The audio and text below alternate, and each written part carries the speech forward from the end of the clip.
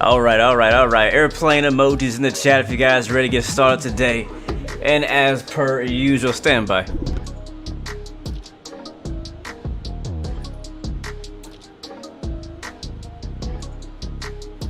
Alright, sorry about that. I forgot the TV was on.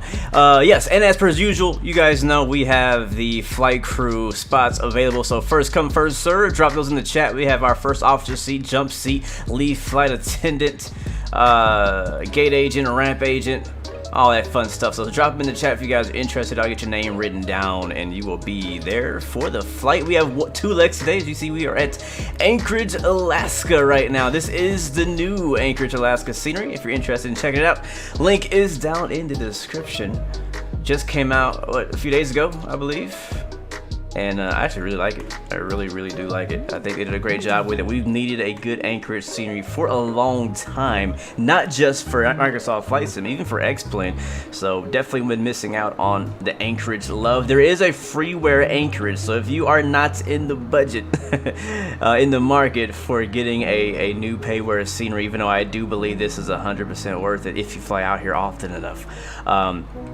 It is. There is also a pretty good quality freeware one out there on flightsim.to as well. So feel free to get that. Do what you want to do. But we are rocking the payware Anchorage, and we're rocking the PMDG 737. I do want to say sorry for the PMDG branded ground services. The PMDG 737 updated a few days ago, and I forgot to reinstall my custom catering trucks and ground vehicles. So we're using the default ones, but it's all good. It's all good. We're in the PMDG 737 rocking Alaska Airlines as call sign Alaska 116.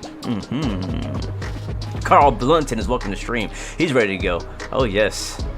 Starley says he'll be CEO of Alaska Airlines. Copy that. Alright, well the CEO apparently of Alaska Airlines is watching us today. We're also using AIG model matching, so you're gonna see a mix of Vatsim traffic and AIG models. This is not an extremely busy area in the world, so it's nice to have some AI traffic to kind of just busy it up. You guys know how I feel. I absolutely hate flying into ghost town airports. It's just not fun to me. But yeah, great job on this airport. Great job on the inside and the outside. Matter of fact, I have not been to the main lobby yet. Check this out. That's cool. They got like little Indians on the... That's pretty interesting. I've never been to Anchorage in real life, but I'm pretty confident that this is probably what it looks like. Wow, very nice. I like all the people in here. They're not animated people, but I don't think we need animated people walking around. I mean, that'd be nice, you know, but I think we can get away with unanimated. I like the way they've kind of done it. Do not enter. Wow, this is cool. Wow, they legit modeled everything inside of here. If anybody's in chat who has been to Anchorage, Alaska, to Ted Stevens, if you've been to this airport before, let me know if this is accurate. Look at the stairs even actually go somewhere. That's nuts, man. Sleeping Lady Airport Lounge. Yes sir, gotta pick up my people here. These guys are watching a football game, or this guy is watching a football game. That is very cool. Got some, pick up some duty free before our flight. This guy forgot something in his laptop bag. Yeah, FPS, as you can tell, is very smooth. No issues there. This is probably baggage claim. Wow, they really model. I love the lines of people in different areas. This is probably TSA. Yep, that's TSA right there. I love the lines of people. That's what it's like at the airport. Lines of people everywhere. Over here, you got self check-in. That Sky Team. Wow, they really went all out, man. Seriously, very good job.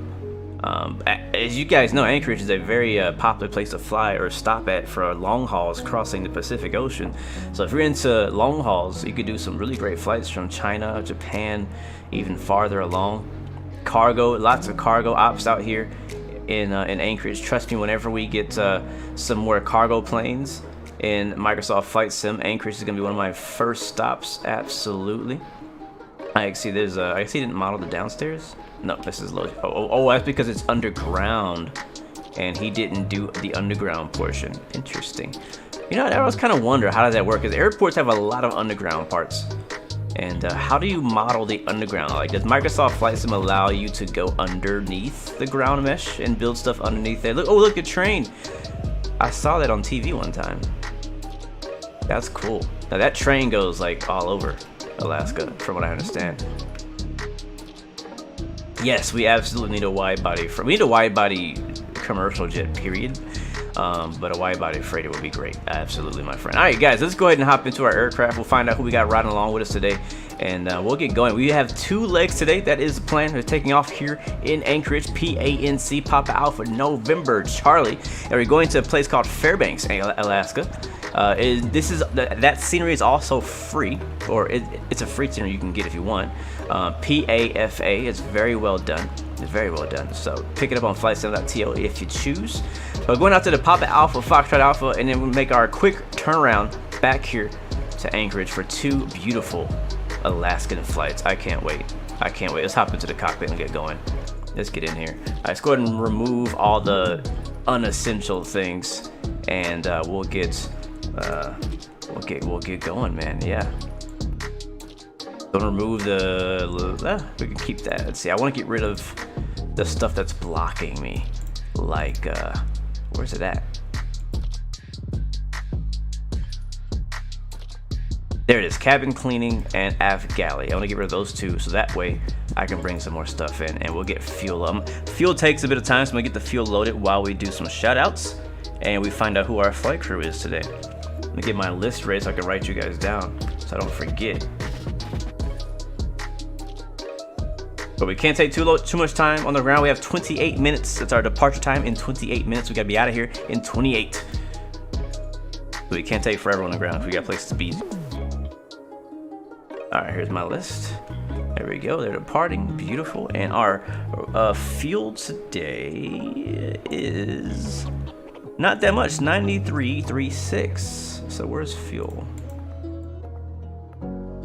Here it is, 9336. Boom, there it is, start fueling. All right, cool. While he's doing that, as I said, let's see who we got. So let's start off with finding out who the heck we have in our crew today. Let's see. Who called first officer? Who called jump seat? Let's see, I gotta scrounge through the chat to find you guys now, because I asked a while ago. Let's see. I know. Alright, Jay knows the way is first officer. Got you, bro. Jay is our first officer. I got you locked in, my friend. Justin, you just missed out. Spotting, you just missed out. Ted is our lead flight attendant. Got you. I got you locked in, my friend. Let's see, who else? Starley's our CEO of Alaska, apparently. So yeah, we'll go with that. Sure. And let's see, who else?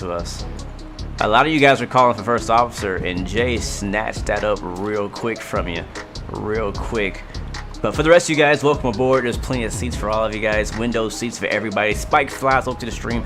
Ted, welcome to the stream as well. Zach Hamilton, welcome aboard. G-Man Dukes, welcome to the stream, my friend. Oliver Smith, Connor Rolofson, welcome to the stream, my friend. Captain Cross Country, always good to see you, my friend. Welcome back, bro. Chris Sultan, welcome back to my friend. Yeah, the clouds look like volcanic eruptions.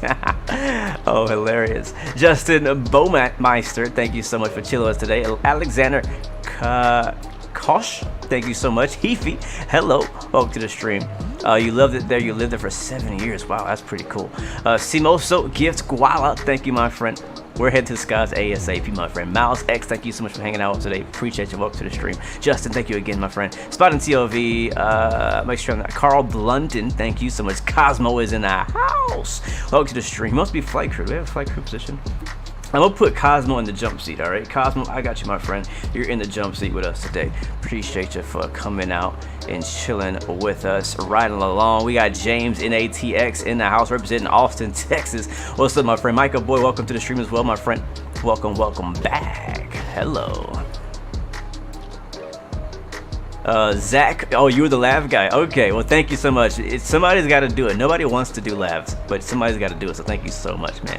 James Johnson, what it do, my friend? Good to see you. All right, let's get going, guys. We got our flight crew for now. We might fill in a few empty seats later on, but let's get things going. We should be taking fuel. You know, I think the reason why is because we don't have the aircraft powered on. Let's go ahead and kill the music and get the aircraft powered on. I think that's why we're not taking fuel. So let's go to battery 1. And I'm gonna turn up the sounds for the PMDG. I just love hearing them. I just do. Ground power on. Beautiful. Okay, let's go up here. Get our IRS aligned. It's gonna take us about 8 to 10 minutes. Nav and nav. Alright, cool. Back down here. We'll get our window heat on. 1, 2, 3, and 4. What else? Alright, battery's on. Ground power is connected. We'll get the position lights to steady. Now, it's a very interesting time of year right now in Alaska because apparently, from what I understand, it's been daytime already for a long time. Like, I did a little test flight last night. It was like 2 or 3 a.m. last night. I flew in Alaska, and it was bright sun. Bright sunny at 3 a.m. in Alaska. Yeah, so I don't think the sun ever went down. So I think we're in a period of the year where the sun is just going to be up for a few days. So, yeah, that's really interesting. So, all right, that's good.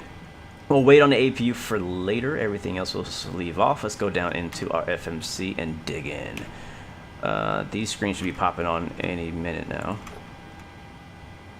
FMC, position initialization. We are in Papa Alpha, November Charlie. By the way, guys, while I'm doing the flight planning part, setting up the box, I will not be able to look at chat as much. So if you have any questions, you might want to hold those until we get to another phase of the flight, if that's all good with you, my friends. All right, so menu on, FS actions, gonna leave that up for us. Oh, I know why the door's not open. That's why we can't load any passengers. Speaking of passengers, we have 135 passengers riding along with us in the 737-700. Ground services, next page. Oh, you know why it's not starting fuel? Because we already have more than enough fuel. Apparently, whatever my last flight was, we ended off with 12,125. So we don't actually need any fuel. Matter of fact, we need to defuel, but we're not going to. So we'll stick with what we have, and we'll call out the baggage trucks to do their thing. All right, so 135 passengers in the cabin. And boarding start. Reduce the capacity. I guess 128. I'm not sure why SimBrief gave me 135 when we can only fit 128. So that's fine. So capacity 128. That's fine with me. Next page. And so once, oh, we need. Okay, yeah. So the aft carts are there. So we need. I was gonna go with like 1,500 in the back and 1,500 pounds of cargo in the front. I'm gonna go with that. I'm gonna load it back. And the forward carts are waiting for something. Most likely probably waiting for the fueler to get out of here. So once he's done, we'll have him do his thing. Yeah, fueler should be gone. Lavatory. We haven't released the lavatory yet. We'll release the lavatory now. Thank you so much for taking care of that for us.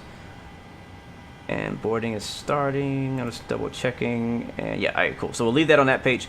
And now we can go and finish up our IRS alignment. So GPS left. Copy that, drop that into the set IRS position, over to our route page. I'm going to drop Anchorage right there, and we're going to Fairbanks, Papa Alpha, Foxtrot Alpha, Alaska. Drop that right there, and go to our departure arrival. And our departure is been given to us saying 25 left out of Anchorage today. Hopefully that is correct. Again, we are on Vatsim, by the way, but there's no ATC at the moment. So we'll go with that. 25 left, no departure. Go to routes, departure, arrival. Very simple flight plan. Basically just the arrival into Fairbanks. That's it. We're expecting runway 02 left into Fairbanks. It's going to be the Liber 4, 02 left right there. No transition. ILS 02 left. Via, let me find out where we're going via. Yeah, SimBrief profile is not always correct. I usually start there, but you can't always 100% depend on them. Sometimes when aircraft like this come out, some genius out there who knows numbers very well will go and make their own SimBrief profile and share with others. I have not gotten that SimBrief profile. I also don't know anything about making SimBrief profiles, so I never make them. I just use whatever is in SimBrief and just run with that. It's usually accurate enough. The place where it isn't accurate enough is if you're doing like a very long flight, like a long haul.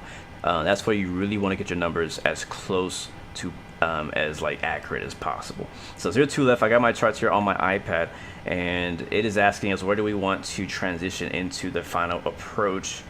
We're gonna go with So we're coming from the south. Let's go at FAI VOR, and that's good to me. So we got to the next page, and we'll I guess we could just go ahead and get rid of that discontinuity, and we'll click on Cowan, drop that right there. We're expected to cruise at 36,000 feet, I believe. Just gonna double check that. That is correct, 36,000 feet. We really don't need to go that high, but that's what SimBrief gave us, and that's what we're gonna run with. Let's go ahead and load start on the front. The back is done. We'll go ahead and release the baggage trucks in the back. I like having this here, that way I can kind of multitask.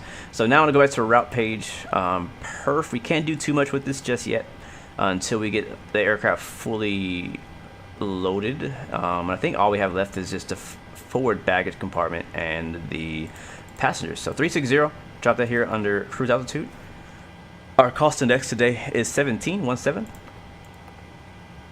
Our reserves are expected to be 2.1. That's like usual. That's what they usually give us, 2,000. And our cruise winds, I'm gonna grab that real quick. 158 and 008. So it's not too windy. It's pretty nice weather in Anchorage. It's probably a little cold, but it's pretty nice. Our planned fuel, though, for today's leg is 9336. Now, we have more than that. We have a bunch more. Let's put what we actually have, which is 12.2. I'm rounding up to 2, but 12.2 is what we actually have on board today. So we'll put 12.2 right here under planned fuel, which is more than enough. It's like 3,000 pounds more fuel than we need. But what we probably can do is not have to buy fuel in Fairbanks. I'm not sure where it's probably cheaper there though. Like in reality, fuel is probably cheaper at the less known airport. Transition that glows, he says. Okay, we can do that. That's fine. Thank you. Let's go back to just departure arrival. And I have to redo this, right? So yeah, ILS 2 left. We'll transition that glows. Alright, that's set up. Alright, so waiting for our final numbers. While we're waiting for that, we'll get the APU started. And we should be out of here pretty quick. We still have 17 minutes before our departure time, but if we can get out of here early, we will. Don't know why my fuel pumps are already on. We could have left them, but I want to leave them off. APU, fire up. And let's go outside. Thank you so much, James, for the METAR in Fairbanks. Winds are 010 at 9 knots. Visibility is 10, few at 10,000, few at 20,000. Pivot is 15, dew point 01, all altimeter 29079. Thank you very much. Can you grab me the METAR for Anchorage as well?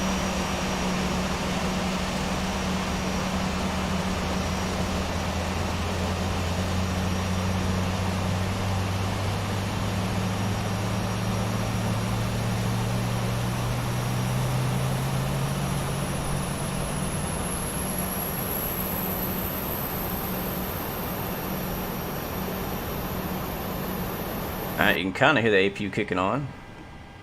Still not available just yet. I'll turn on the engine bleeds. And there it is. As APU gens popping on, APU bleed on, isolation valve on, packs on. There we go, we have air. Right, now that we have air, we can disconnect the external air. So our AC unit, get rid of that. And we are now on our own APU power, so we can release the ground power truck. And we'll go through here and check on the status of our passengers. And yeah, so we have 106 loaded so far of 128. Welcome aboard flight 2024. And it looks like they're done with the bags. Our so. flight time will be roughly 54 minutes. Please note the cabin door is now closed. We ask that you make sure that all devices are in airplane mode and your larger devices are now shut down and stowed. If you have not already, please fasten your seatbelt and verify it is low and tight across your lap. Your tray tables and seatbacks must be in the full upright and locked position for departure. Cabin crew, prepare cabin for departure. Alright, so they're preparing the cabin for departure. They're ready to go, man. They are ready to go. We're going to go ahead and prepare for pushback. We want to push back this way here. It's going to be basically a 90-ish, I guess maybe more like 45-degree turn to the left here. Just tail to the west. That should be good. Hit enter. Have I ever tried the PMDG pushback? Yes, I have, and I actually like it a lot. But I like toolbar pushback better. That's really what it comes down to. All right, we don't need maintenance. A maintenance van can get the heck out of here. I ain't causing us no delays today. We have just about 5 passengers we're waiting on. AP was on. We'll get the fuel pumps turned on. What else? Overhead looks fine. We'll get the seatbelt signs on. Get everybody seated. And we're really basically ready to go. We're just waiting for the IRS to finish aligning, which is not done yet. It has, oh, no way, 5 minutes. Sheesh. All right, we have 5 minutes waiting on that IRS. So we still got a little bit of time. We're ready to go, but we got to wait on that. All right, looks like passes are done. We can actually shut the door and everything and get out of here. So passes are done. I'm going to go over to the doors page. We're going to shut the front door. We're not accepting any more late passengers. Can't tell you how many times in real life we have last minute passengers walk on at the last second. And I can't lie either. I can't tell you how many times I've been that person. So I've seen both sides of the story there. All right, all the equipment is removed. Beautiful. All right, we can get off of this stuff and back over to what really matters here in the legs page. All right, so we can basically click on 0 fuel weight, grab our 0 fuel weight, and I didn't know it, but it'll fill out your ground weight and everything once you have everything loaded. So execute there. Don't really need to do this, but I do it anyways. We'll see what it says. Thank you so much, Jay. Today's METAR and weather in Anchorage is brought to you by Jay Knows the Way. Weather is 260 at 5 knots. Visibility is 10 feet at 2,000. Broken at 11,000. Broken at 20,000. And temperature is 13, dew point 08. Altimeter 2974. Let's drop that in there right now. 2974. Again, we have a little bit of time, a few minutes, as we're waiting for the IRS line. So 2974. Thank you, Jay, for that, man.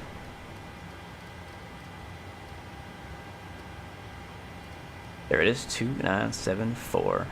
And again, since we don't have an ATC, we'll go straight to our cruise level of 36,000 feet.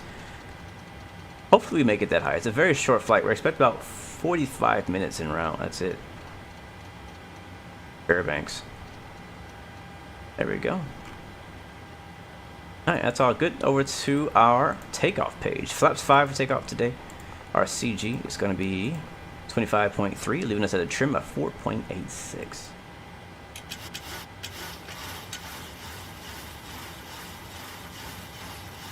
We're on the USA, I believe, East server. I haven't changed my server, but I think it's USA East.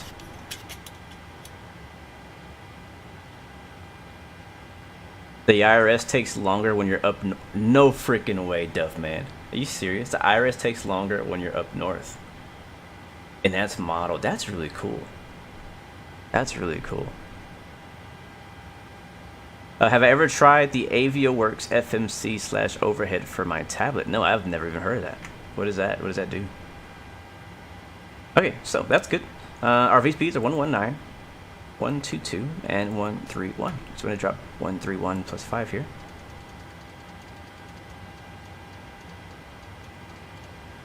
Alright, cool. We got our speed set.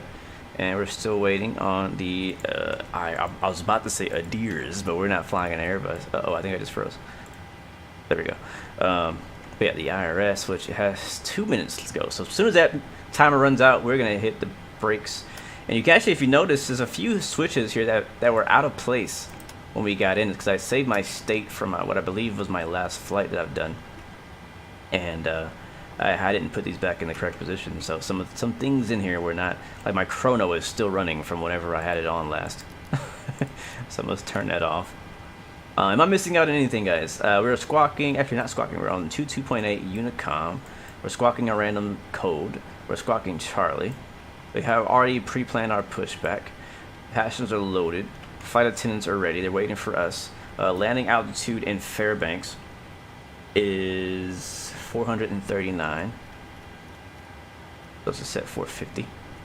That's fine. AP was on. What up, Mo?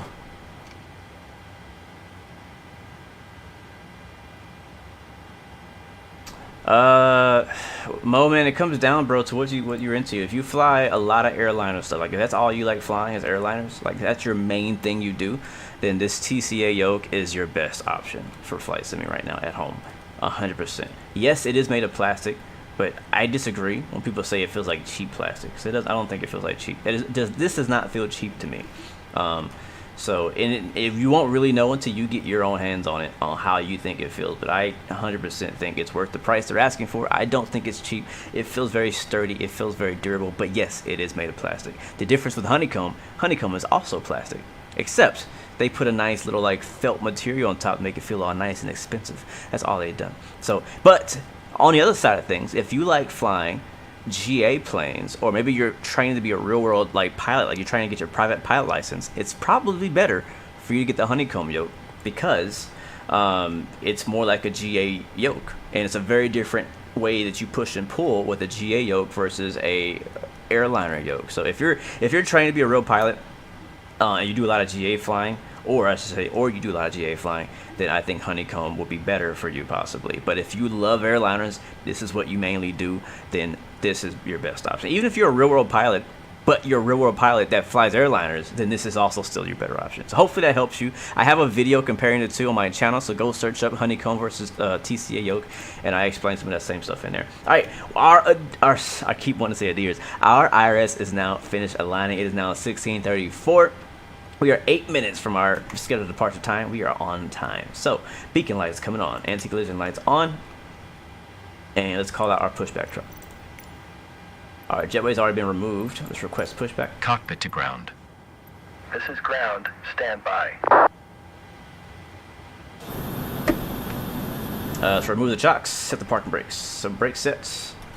And remove the chocks. Chocks can be over here on the menu and in FS actions, and under ground services, chocks removed. Alright, they're gone. Back to legs. And I'll leave that where it is. Alright, we're gonna push back, as I said, tail to the, that's actually gonna be north. Yeah, tail to the north. We're at the south terminal. Once he gets connected, we'll be ready to go. Okay, sir. The bypass pin is installed. All doors and hatches closed, and all ground equipment is removed. We are cleared for start and push. Okay, cleared for push start. Please release parking brake. Alright, parking brake release. Clear Parking push, tail brakes are north. released. Commencing pushback. You can start the engines in sequence. It will start in the sequence. Alright, we're pushing. And we'll go ahead and shut the packs off now. Pack 1 and pack 2. Pack left and right. There we go. And let's get an outside view of this pushback. I do see an Avianca A320 on my right. And you are clear to start engine number 2. Fasten low and tight across your lap. To fasten, insert the metal fittings into one another. Tighten by pulling on the loose end of the strap. To release your seatbelt, lift the upper portion of the buckle. In the event that the seatbelt light is not Now we got 10% on on, N2. suggest that you keep your seatbelt fastened in case of unexpected turbulence. And look for 20, there's 20. On this aircraft. To familiarize Oh my yourself god, with the emergency my exit mouse is on this freaking the heck out.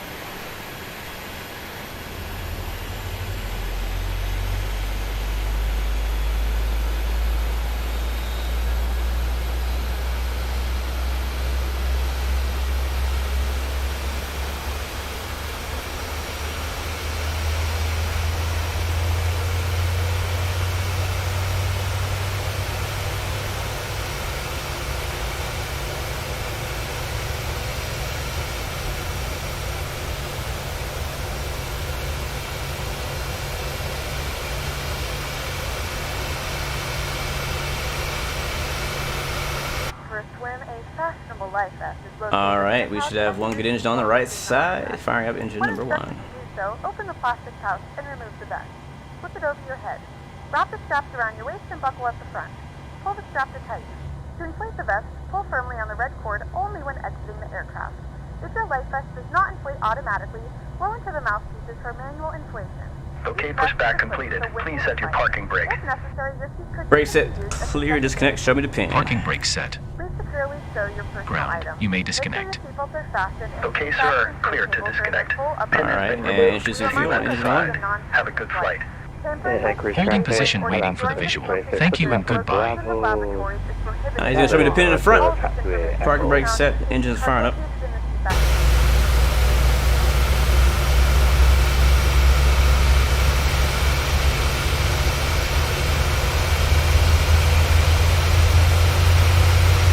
Like,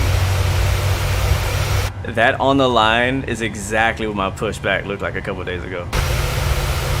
Except on the other side. So that's pretty realistic. It's not easy. It's really not easy pushing these plane back and getting it right on the line.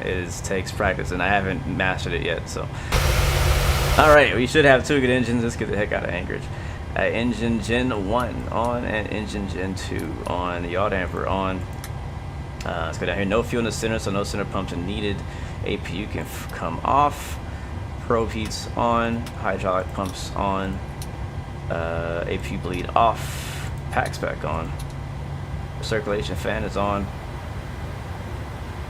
And it all looks good to me. Yeah. Just for the sake of time, taxi and runway lights will come on. You usually don't want to turn those on until you are absolutely ready to taxi, but I don't want to have to look up again. Basically, is the reason why I'm doing it. And we'll get the flaps down. Flaps 5. 3 clicks. 1, 2, 3.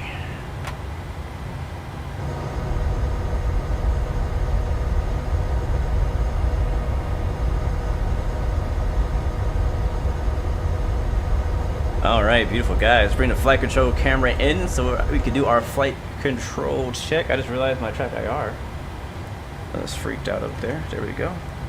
Alright, so full forward, pull back, left, and right. The rudder pedals. Ready to go. Right, left. Yep, very good. Flight controls, free and correct. Park and brake release. Auto brake to RTO. We are moving. I got my chart here. We're going to runway 25 left, I believe. Yes, 25 left.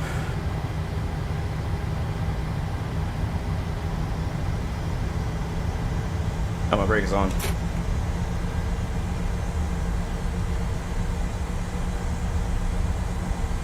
Beautiful, guys. We were rolling out.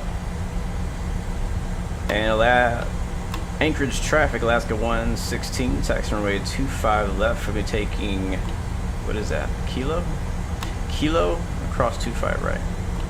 Anchorage traffic. Alright, let's get a drive-by.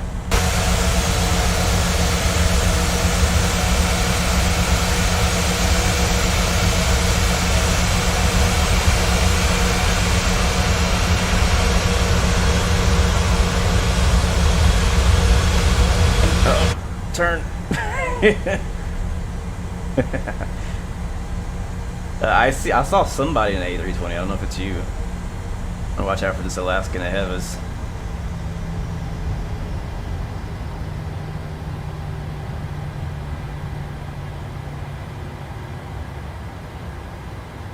Got him coming in and got another Alaska pushing out over there, 737-700.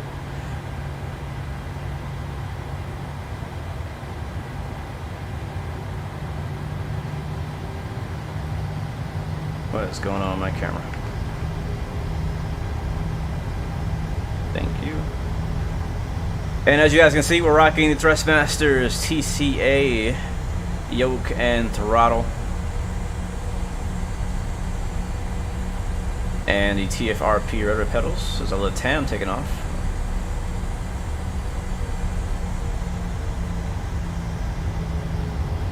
And speaking of flight controls, if you're looking for something a bit cheaper, we do still have a joystick special going. You can use my promo code. That link is also down in the description to get the T-Flight full kit as a joystick, a throttle, and a rudder pedal all together. It's a great setup to start off with if you're just getting a flight sim. So get 15% off on me. And now we have this Alaska here, so I have to wait behind him. Man, traffic in Anchorage today. There's no second taxiway to go around them, so we gotta wait for him. What up, Don? Welcome to the stream, my friend. That's Mox. Oh, sweet. What's up, man? Welcome to the stream. Thanks for flying with me today, man. All right, this is a good chance to kind of look over things, make sure I didn't forget anything. So we got our altimeter set 29074. We have the weather, thanks to Jay. We got the flaps set to 5. We're squawking Charlie. We are not on the right frequency.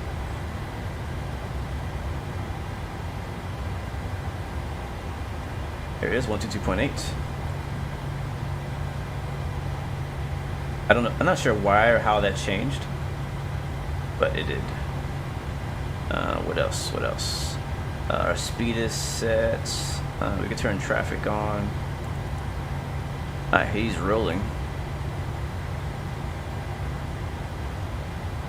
AP is off. And we got to verify our V speeds here.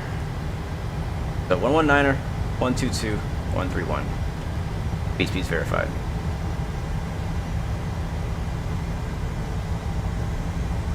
Hopefully you guys are looking forward to a beautiful Alaskan flight. One of my favorite places or regions to fly in the world is Alaska. And somebody mentioned it earlier that it doesn't get enough love, and I agree. I think the reason why it doesn't get enough love is because it's kind of far from everything else, right? It's kind of far from Seattle, from like the main big cities in the U.S. If you fly from Anchorage, you gotta fly. It's like Anchorage to Juneau, Anchorage to Fairbanks, short flight, or doing GA flying around Anchorage, which is also beautiful. Doing bush flights, stuff like that. Look at that beautiful terminal. Great job, whoever did this. I think it was called SimFlight. I think that's the name of the people who did the Anchorage scenery. Very good job. We'll test our speed brakes. They are working.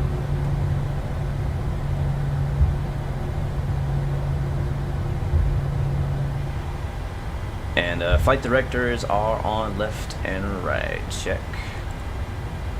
I don't have the LNAV and VNAV on. I usually like to do that right before we get on the runway.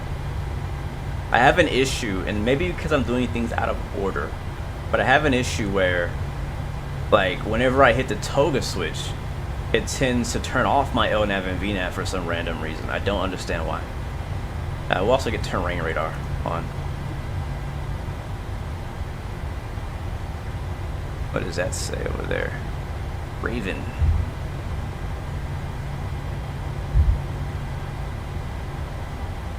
Can I see an A320 behind me? Oh, hold on, let me get straight here. And I will do another drive-by view.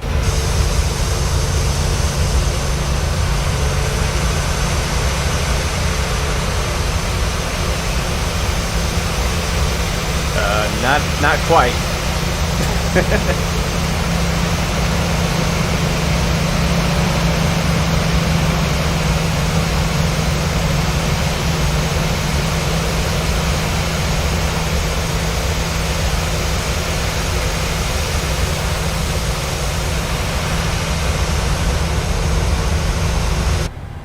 They lying. Alaska 2326, passing crossing runway 25 right for 25 left launch.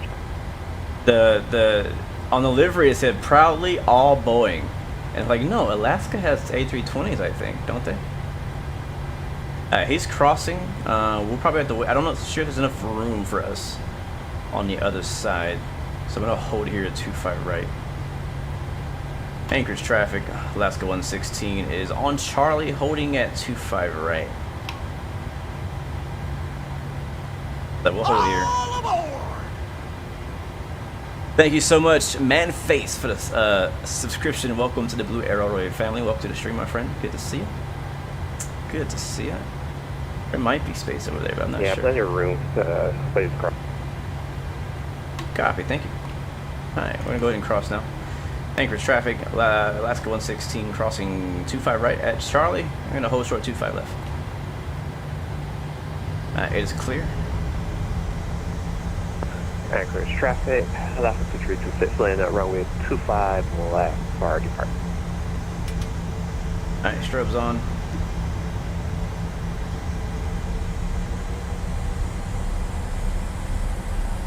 Yeah, that VTOL 787 behind me. Not sure what's going on there.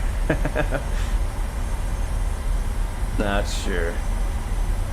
Alright, we're crossing the runway. Runway is clear. Got another Alaska. He is departing now. Yeah, so there really is only space for one aircraft right here. Look how small this little area is.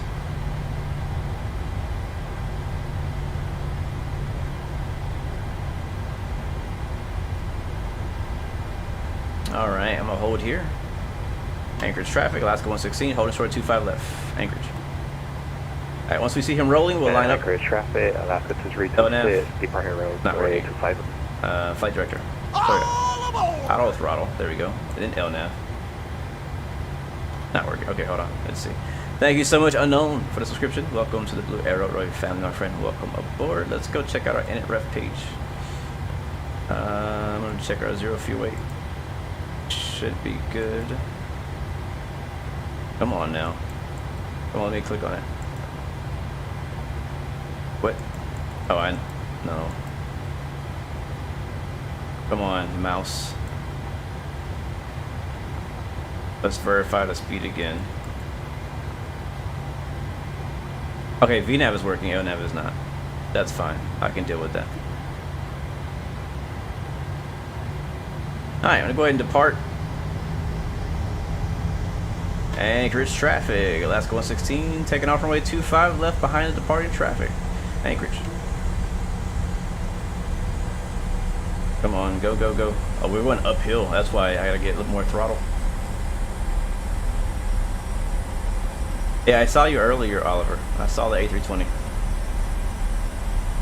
See, this is what happens, Oliver. Every time you ask me in the stream, hey, did you see me do this thing? I'm like, yeah, I saw you. But at the moment that I did it, you looked away. Alright, lights are coming on. Zero cockpit.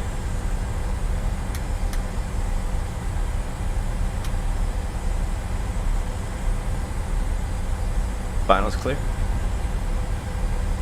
Departing traffic is airborne. We'll be taking off, heading basically directly north out of here. So we're going to do a heading mode, not LNAV for ARM.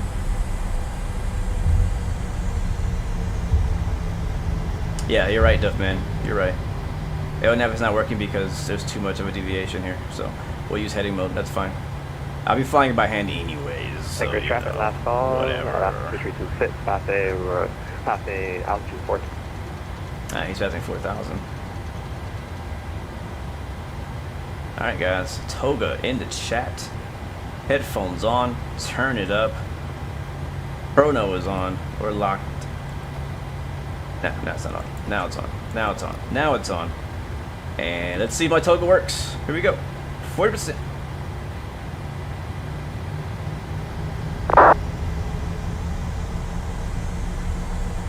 And Toga. Did it again. Oh well, whatever, I don't care. We're rolling.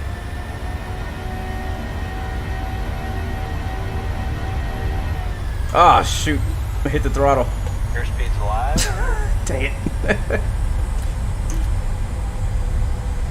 Come on. There's Toga.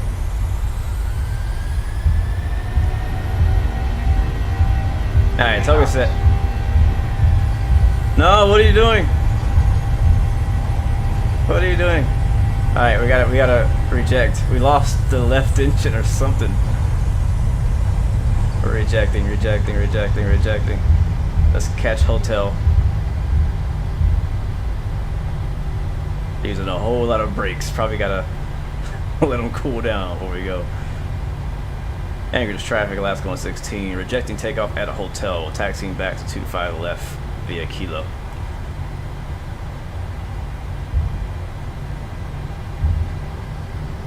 Sounds more like a microwave. What the heck happened there, man? I must have bumped it or something.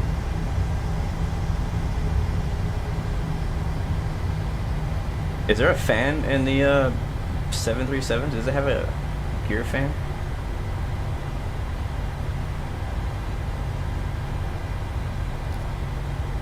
Alright, so I know that if you cycle the flight directors, you can get the LNAV and stuff to work again.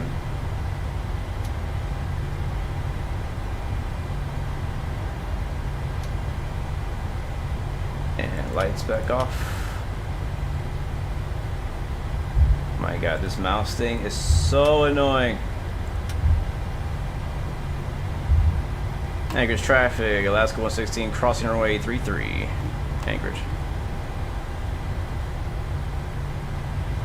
You'll see people landing on 15, so you gotta watch out down there. 787's on the roll.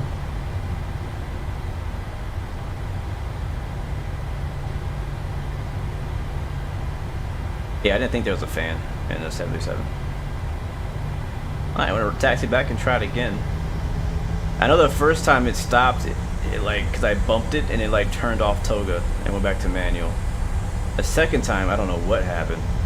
Like, my right engine was still in toga and my left engine was like, nah, maybe next time.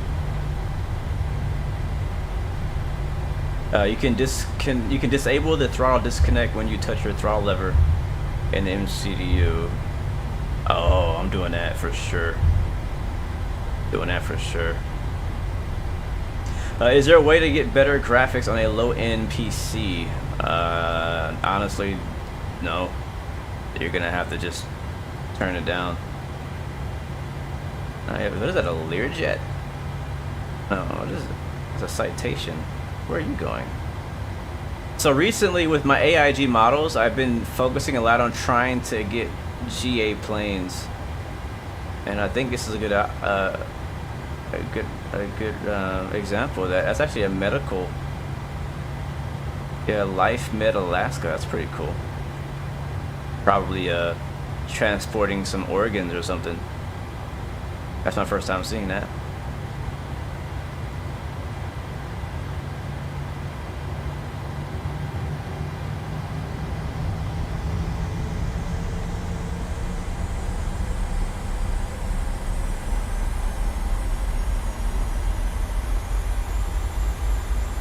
Alright, let's go.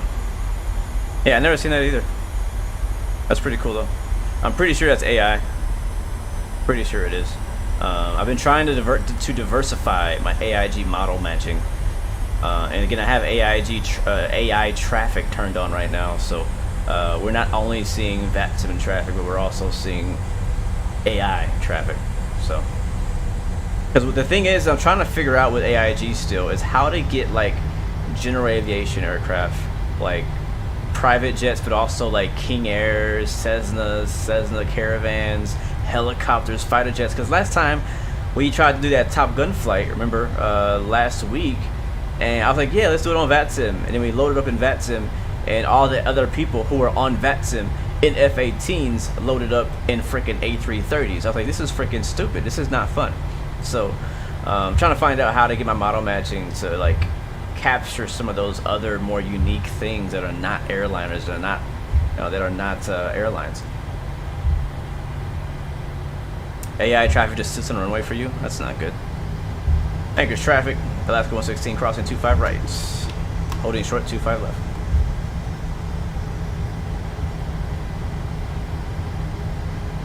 Yeah, that makes sense. Alaska has a lot of medical flights. Because of the location, a lot of small villages out here. Alaska's like a whole nother world, man. Like, they're like a whole nother world. Alright guys, let's try this. Take 2. Departure out of Anchorage. Anchorage traffic, Alaska 116, taking off runway 25 left, departing to the north, Anchorage. Alright, strobe lights on, land lights on, flaps are set. Make sure that our spoilers did not deploy last time. They did not. I didn't use the reversers, I just used my brakes. I don't know what the brake heat is, probably very hot. I've recycled my flight directors. Here comes the auto throttle. Auto throttle is armed. Get line up on the runway. And I'm gonna hold the brakes this time, so we don't use too much extra runway. I'm gonna hit VNAV. I'm gonna hit VNAV. No? You wanna do that today? No? I'm gonna hit VNAV. There it is. And I'm gonna hit heading select. Yes. Heading. There it is. Why are you being so stubborn? And then I'm gonna hit go to 40% stable.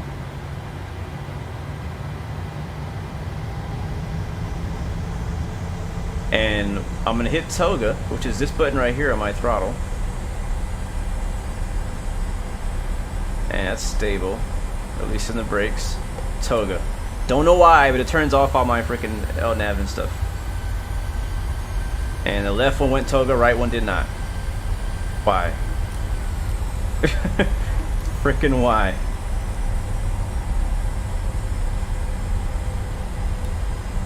Let's gonna go manual Toga. Screw this. Yeah, manual Toga. I don't know why it's not working. Airspeed's alive. That's because you guys are watching. Alright, airspeed's alive, 80 knots. 80 knots. V1. Rotate. V2. Positive rate of climb. Gear up.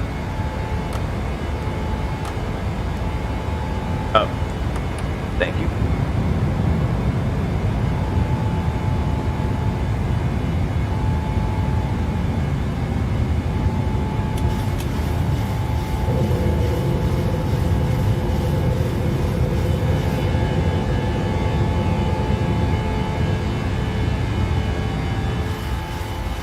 Alright, bring the nose down.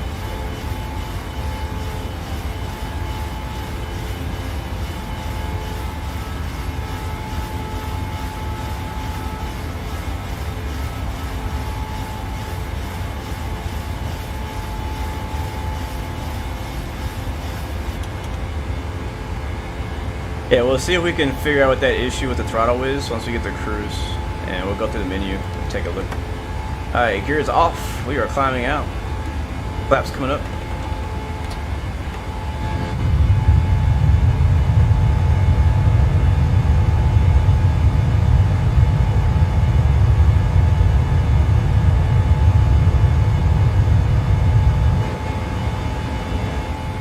And throttle back.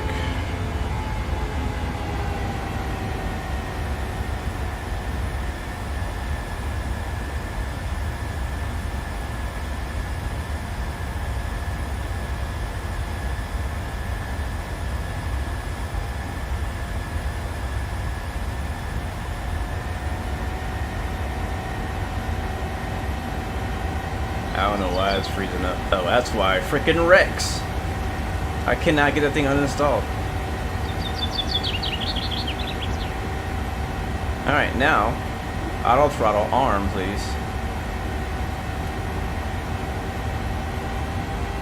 VNav engaged. LNav. There it is. Alright, past 7,500. Anchorage traffic. Class 116 departing to the north, passing 8,000.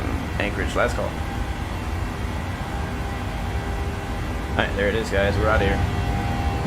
There's little Anchorage right there.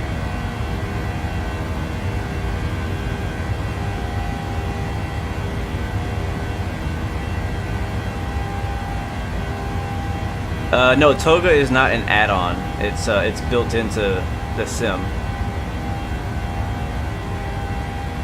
Gentlemen, we are now passing through 10,000 feet.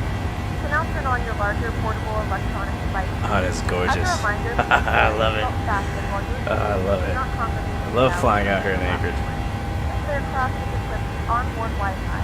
If you wish to connect to the Wi-Fi, you'll be directed to a page with a small fee for internet access.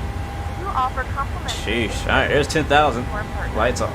Connect to the Wi-Fi, and you'll be able to access our wide range of free live streams and safety libraries. I might have to unplug my freaking Xbox controller because it's really messing with my mouse. They do not like competing with each other. You can see my mouse like blinking. That's what that is. Alright, that stays on. Everything else looks good. Attendant call. RTO off. Flaps up. Everything's good. Beautiful. Beautiful. Look at the mountains off on our right. Snow cap.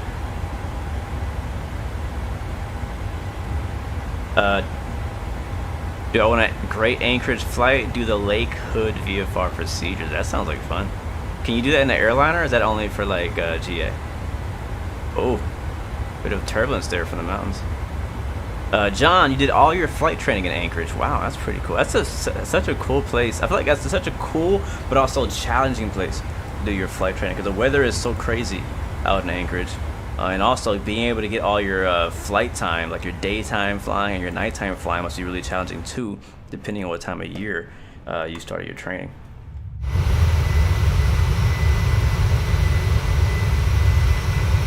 Yeah, I'm just gonna uninstall Rex seasons altogether. I don't even use it.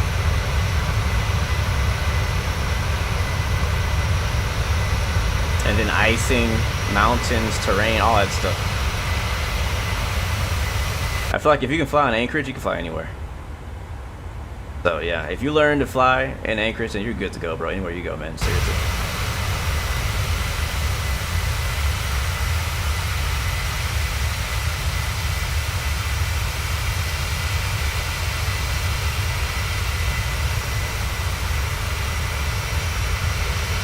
So Alaska does actually have the 737-900 MAX. I saw it at the airport the other day, and I was like, ooh, this is cool.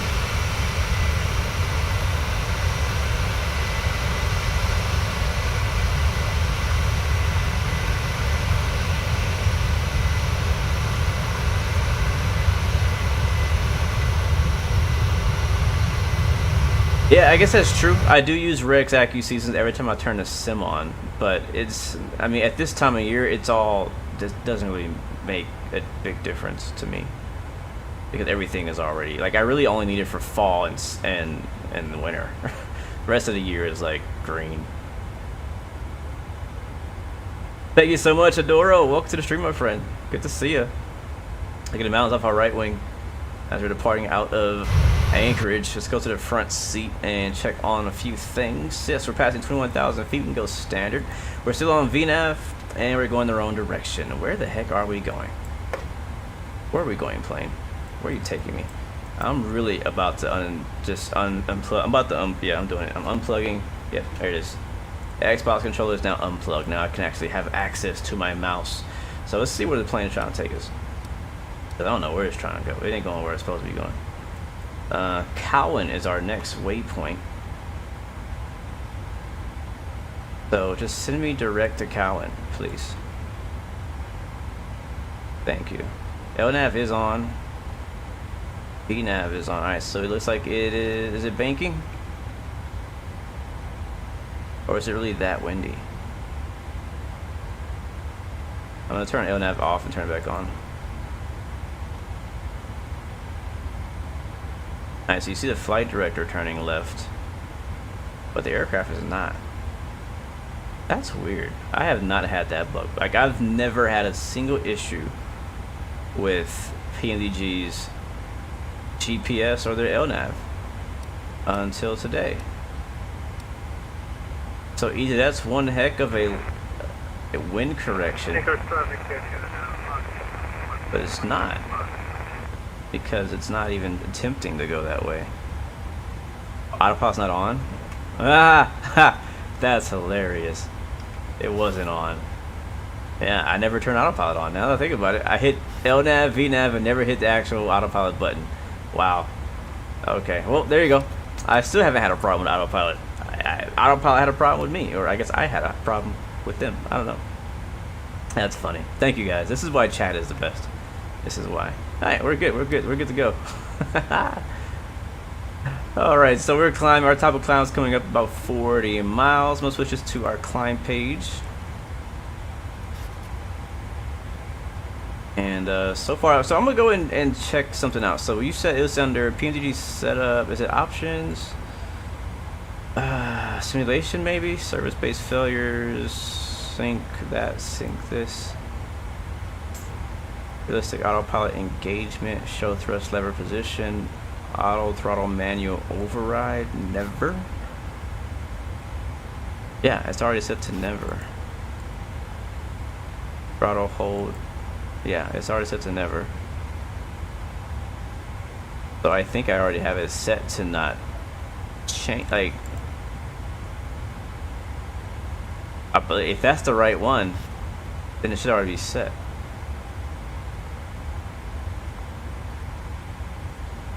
so I don't know why it did that. What it could be is maybe I have my toggle button double mapped to something else, and that was causing it to be confused. I mean, that could be. I don't know. It's weird because it's worked for me before. Like, I did a flight in this plane yesterday, and I used Toga, and it worked. I mean, it still turned off my LNAV and VNAV for some random reason. I don't know why that happens, but it at least did Toga on takeoff. So, no idea. Anyways, we're passing 29,000 feet for 36,000 feet over the mountains of Alaska. Oh, yeah, look at them. There they are.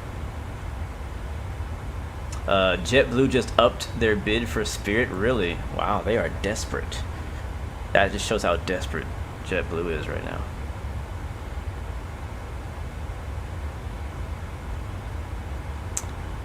I mean, yeah, you can message me on Discord, but I'm not gonna be able to answer right now, so sorry.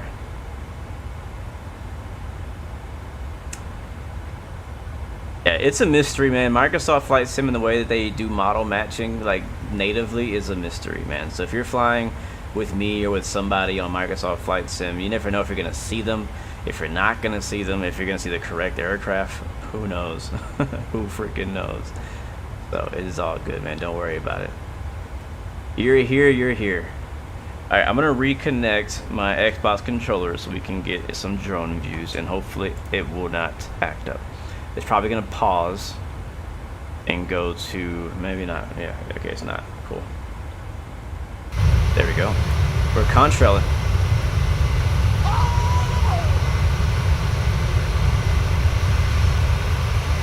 Thank you so much, Muhammad Ahmed, for the follow. Welcome to the Blue Arrow Royal family. Welcome aboard, my friend.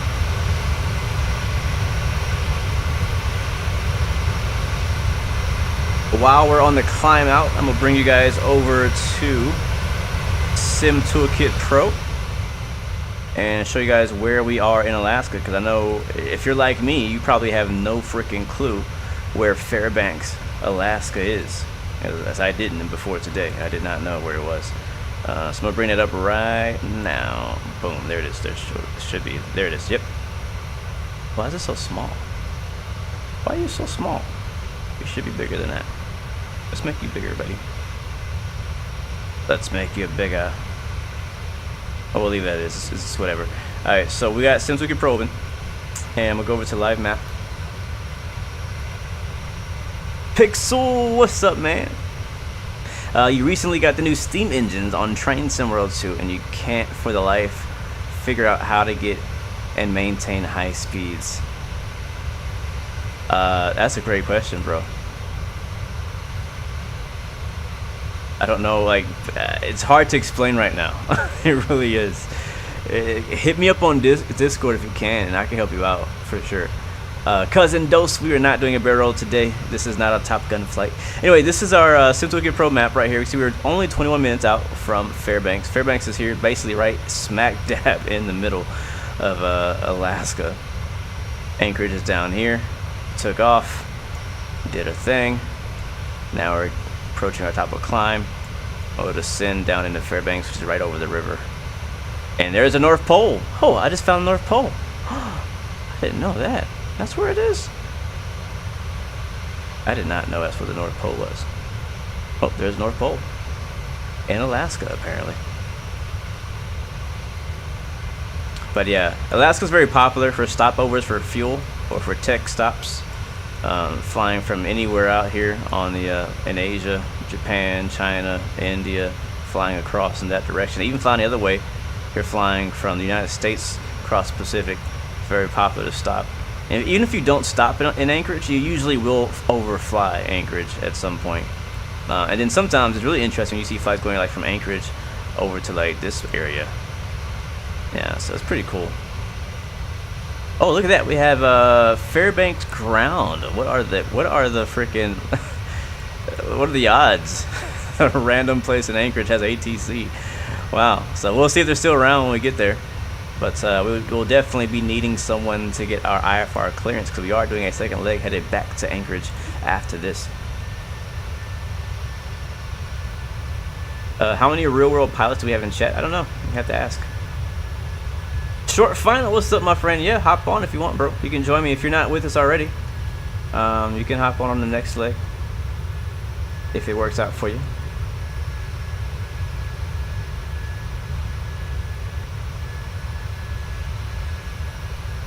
Simulated Josh, bro, good to see you as well, man. Always a pleasure to have you, man. It's good to, welcome back. Good to see you, man. Hopefully been all right. I know a lot of you guys have been in school. I think it's what, school, is it over now? I'm not in school, so I have no freaking idea. But I believe a lot of you guys are getting out of school for summer break, finishing up at least. So looking forward to see a lot of you guys I haven't got to see for a while. Focusing on your studies and stuff like that, which is always good. I obviously would like to become a real world pilot in the nearest future as possible. It all comes down to saving that money up. Thank you, Oliver, for hanging out with us and chilling with me, man. Thank you so much. The North Pole is a township in Alaska. Santa's Village is there? Are you serious? Santa's Village is there in that little North Pole place? So we might fly over the North Pole going into this place. That's cool.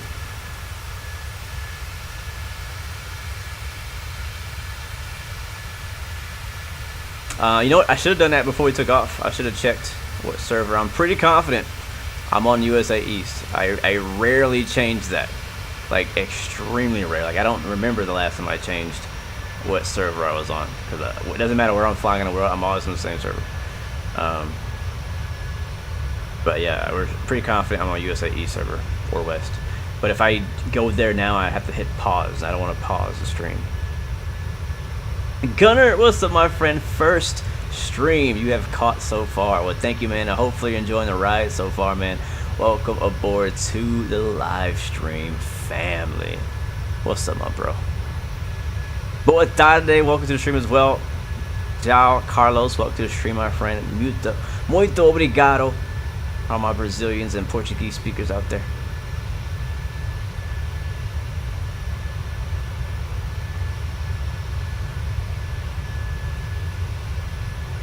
Yeah, I watched just a documentary online about Anchorage.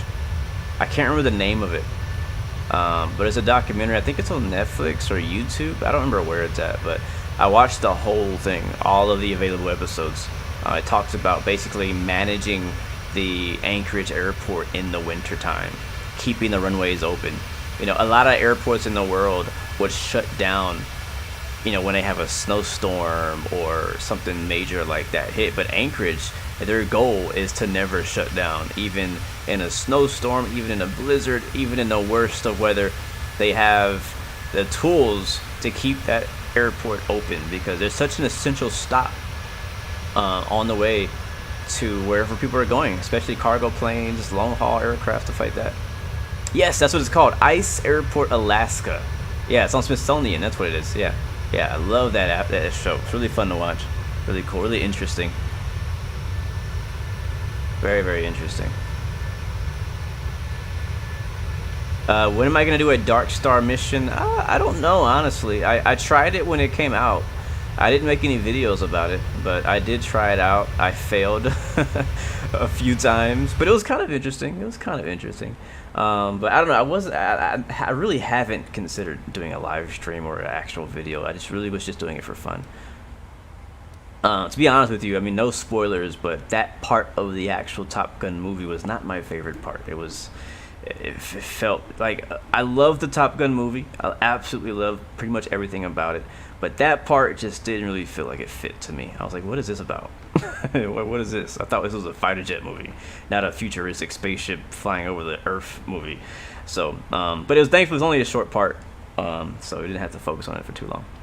All right, let's really quickly talk about our descent because it's coming up in 14 miles. Our bottom of descent is going to be, where's flow at? Oh, there's glows. The glows is 7,100 feet. So I'm going to change our altitude to 7,100 feet. I left the seatbelt signs on because it's a short flight, but if you got to go, you got to go. Go to the lav. Do what you got to do.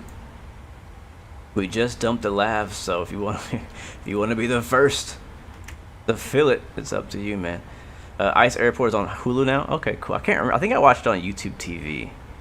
I have YouTube TV, I have Netflix, and I have Amazon. Those are the 3 things that I have. I mainly watch YouTube TV and Amazon, and then regular YouTube. How much was the 737 add-on? How much was it, guys? Like $60? 45, 50, something like that? For the 737 from PMDG?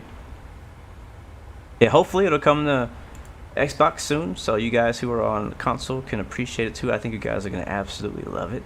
I've never tried flying it with the Xbox controller, but if you have, you know, the Thrustmaster TCA, which isn't compatible with the Xbox, or the T-Flight HOTAS that I mentioned earlier, that you guys can get a discount with my promo code 15%. That's also compatible with Xbox, and then also there's the Turtle Beach one as well that you can get. So I highly recommend. Like, I understand it's, you know, here's the thing: flight sim can be a very expensive hobby. We all need to understand that.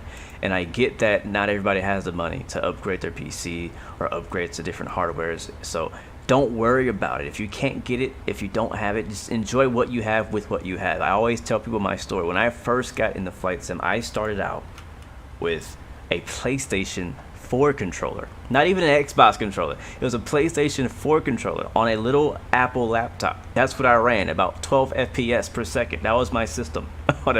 Here's the engine spooling down. Or descending. That's what my system was, and I enjoyed it so much. I absolutely freaking loved it. And then obviously later on, as time went by, as I got a job and stuff like that, I was able to afford a better PC and finally get hardware and whatnot. So if you can get it, go for it. If you can't, then use what you have and enjoy what you have, and don't let anybody judge you for that. So do I know what gate we're going to park at? I do not know. We'll have to ask dispatch about that. There's not a lot of gates in Fairbanks, so we'll take whichever is open. We are landing on runway 02 left, guys, in Fairbanks. This is a pretty good time. Let's see. Let's go down here. Yep, we're descending. 42 miles to Liber. Descending via the Liber 4 arrival.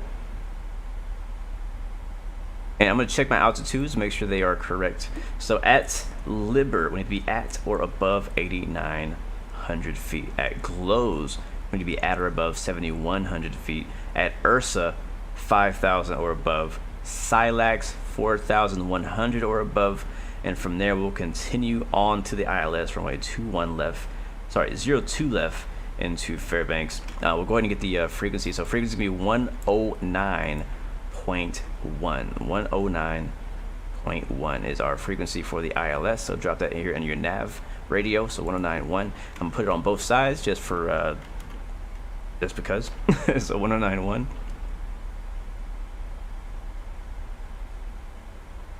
There it is. And again, guys, just kind of to let you guys know, we're going to land in Fairbanks. No replay mode, right? We're not going to watch any replay into Fairbanks. We're going to land. We're going to do a quick turnaround, get the aircraft, turn around, and start it to take off back to go to Anchorage again. And when we get back to Anchorage, that's when we'll hopefully watch our replay. So, all right, looking good. I'm going to go back to the descent page. I'll leave that over there. We should be able to go to init ref. We'll do flaps 30, 129 knots. Drop that under flap speed. Wind correction plus 5. Got our ILS 109.10, and 023 is our CRS. So CRS 023, we're going to drop that here on our course knob. Is there a carrier with a catapult on free roam? No, but there is a mod on flightsim.to. There's a website. You can go on there. There's a mod that allows you to download a carrier mod, and that adds a carrier to your free roam for Microsoft Flight Sim. It's not the same carrier that's in the Top Gun Challenge. It's actually a different carrier, because this carrier existed before the Top Gun DLC that they added. So it's a different one, but it's still good. It does launching. You can launch aircraft off the deck. You could also land aircraft on the deck. I believe it's compatible with the F-18 for Microsoft Flight Sim. I believe it's compatible with the F-35 and maybe the F-14, but I have never tried the F-14.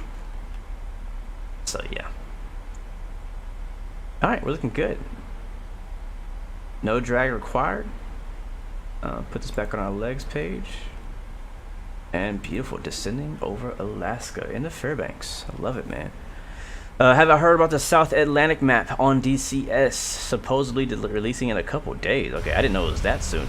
But yes, I have heard about the map. I can't wait for the map. I don't know if it's free or paid. Either way, I know I'm still going to get it. It doesn't really matter. I'm buying it or downloading it, whichever it takes. But no, I did not know it was coming out in just a couple days. Speaking of DCS, though, I am highly considering flying DCS tomorrow in tomorrow's stream, and then we'll be back on Microsoft Flight Sim on Thursday. I'm still trying to confirm that for sure. I won't know probably till the end of the day today. If the Atlantic map is coming out, we might have to do another DCS stream later this week. I don't know. I might have to. I've been really in a DCS mood. Like yesterday, I played. I was on DCS for a while throughout the day, and I basically played DCS until I was sick of playing DCS because I kept getting shot down. I've been trying to work on my air-to-air skills because our last stream was very disappointing to me. I was very disappointed that I died so often. I was very just unreliable when it came to an air-to-air fight. Dogfighting was fine, like regular dogfighting, guns only, one-on-one. That was fine. It was mainly the BVR stuff when we were flying in the server. I kept dying. It pissed me off. So I've been trying to get better at it. I'm still not great. I'm probably like one level higher, but there's still like 10 levels to go. So working on that, but maybe we can do that. We can do some DCS tomorrow. I'm not sure if anybody's free or available, but that is what I'm considering doing. And then if the South Atlantic map does come out before Thursday, I might do it on Thursday, but I will not be streaming on Friday and Wednesday this week because I have to work at the airport. Do I want to do real world commercial, GA, or business jet pilot?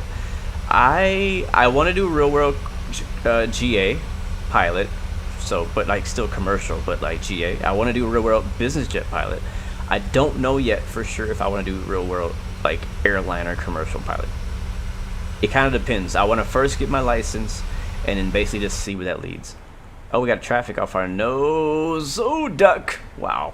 Yeah, I just want to kind of get. I want to get my license. I want to get my private pilot license. I want to get my commercial license, and then just see where life takes me from there. I mean, to me, it comes down to where I am in my life. Like, do I have kids?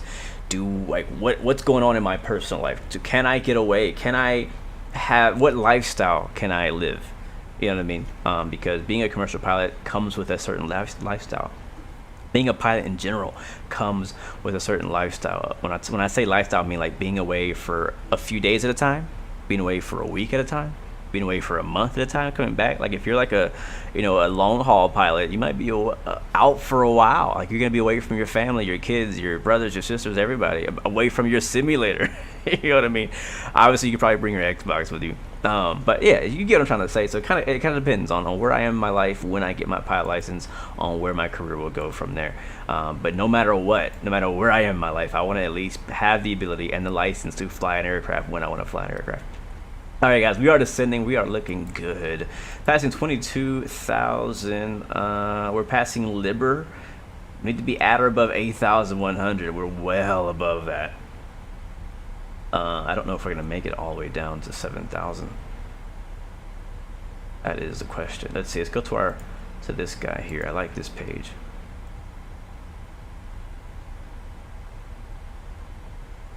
Should you go plane spotting today? I mean, yeah, of course.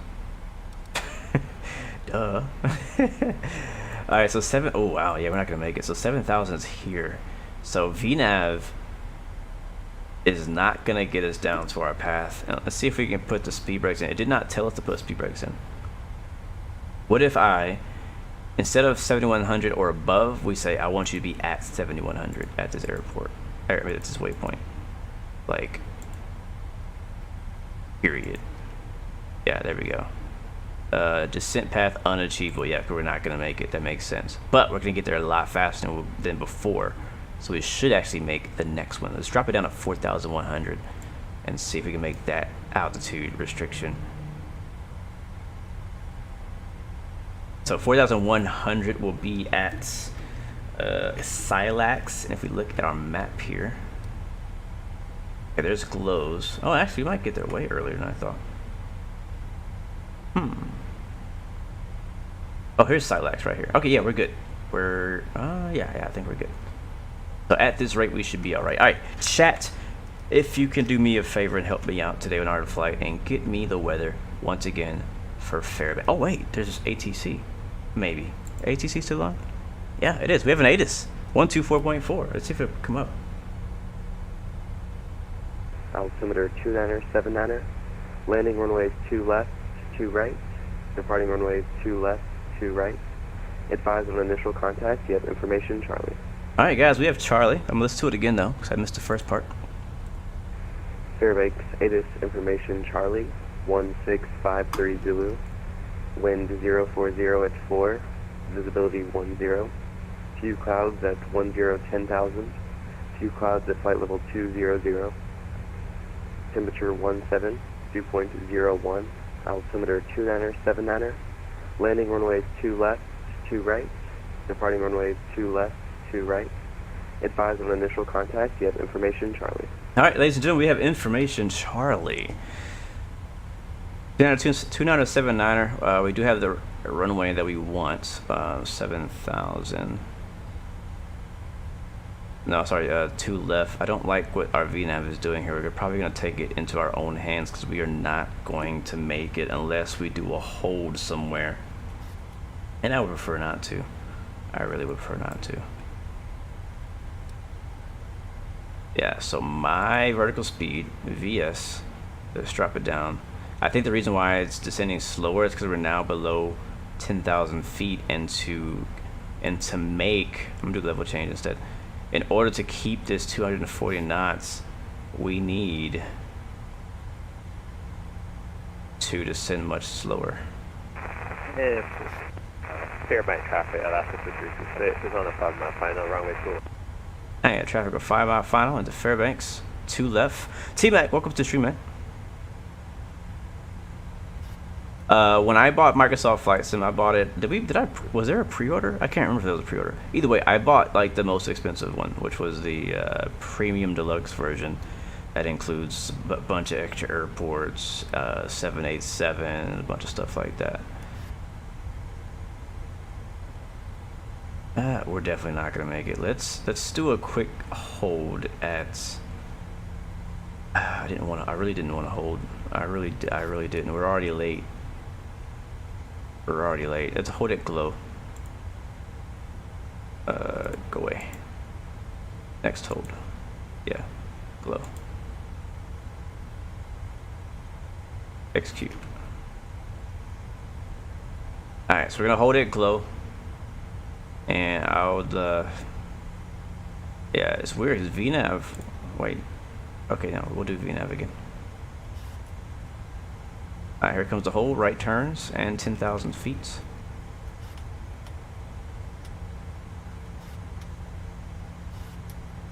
All aboard! It's a good chance, though, to test out the holds again. Alright, is PRX going away? Thank you so much, Andy, for the subscription. Welcome to the Blue Arrow Royal family. Hopefully you are enjoying the view, my friend. You can actually see the data popping in and out right here. There's a line, a very hard line. And I don't know why it's doing that. If you really love flying in Alaska, I would recommend picking up the Orbix Alaska. I can't remember what they called it. It's like the terrain. It like gives you higher quality terrain in Alaska. I thought about buying it, but I was like, I don't know if that's gonna hurt my frames. So if you do have it, or if you decide to get it, let me know how it works for you. But if I flew more in Alaska, I would get it for sure. Will be passing through the cabin to collect any trash one final I do have the fuel. We're good. We have 7.9 total. We started out with 3,000 pounds more than we needed, so we're really good on fuel. Wi-Fi related tasks and stow any larger electronics. No worries there. What I am going to do, though, while we're holding, is take advantage of this time, and I'm actually going to plan my flight plan heading back to Anchorage right now. So that way when we get on the ground, we have to wait for me to do sim brief and all that. I'll have it already set up and ready to go while we're airborne.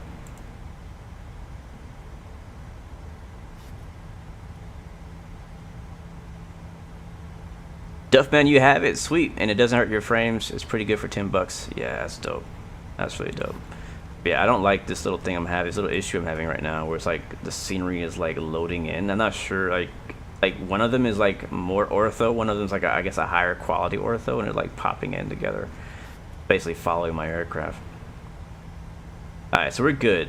We are late, so I am going to make the announcement to let people know that we are behind.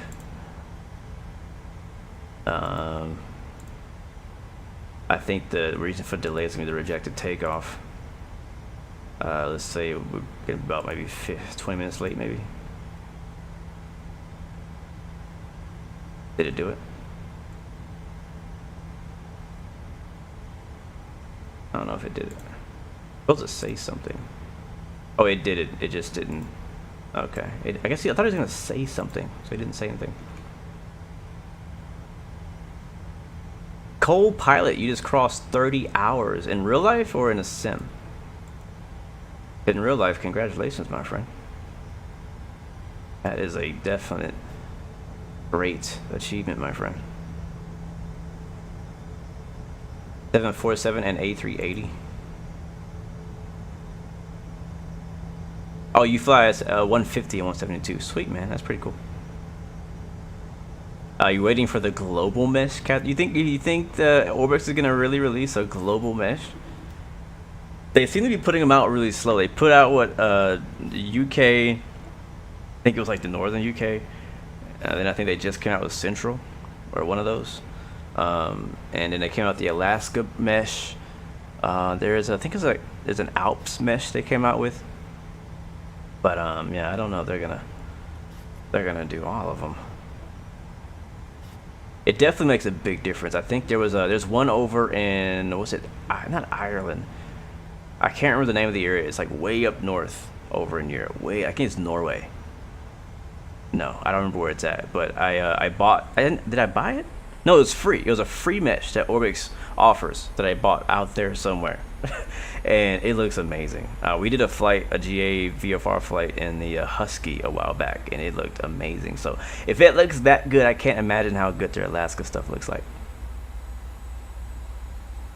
Oliver, no, I don't think I saw your long message about plane spotting. Oh yeah, I see it now. Cool. Yeah, I mean it's fun whenever you get to see all those big jets come in. All right, here we come. All right, we're reapproaching GLOWs now at the correct altitude, 7,100. We are on VNAV, so the aircraft will continue descending us down to 4,100 once we get there. So we definitely needed it. I don't know if I descended late. I don't know. We descended where the top of the descent said to descend, but I think our descent rate was just not steep enough for us to make it. We were not going to make that. So all good in the hood. Actually, I see the airport right there. So we are inbound. We're not far at all. I think we're within 20 miles of the field. We should have our DME pop up here for the ILS. Oh wait, don't go. Oh, we need to get out. We need to exit. We need to exit the hold. I forgot. Exit hold, please. Thank you. Yeah, let's go direct to Ursa. Beautiful, perfect. Yes, make that left turn for me. Appreciate you. My favorite plane, airline-wise, is 787. My favorite plane, turboprop-wise, is King Air 350. My favorite plane, business jet-wise, is a Challenger, I think. Yeah, I believe it is still a Challenger.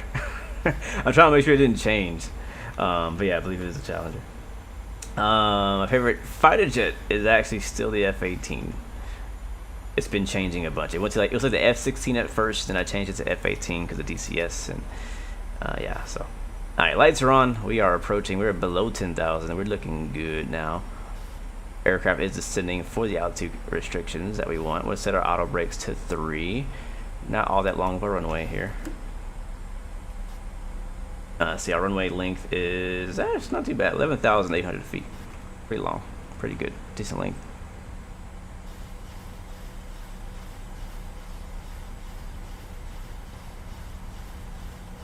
New ATIS is up, thank you very much. Let me go grab it. I'll just switch it over. Left to right. Notice to air missions. Bird activity in the vicinity of the airport. Read back all hold short instructions with call sign.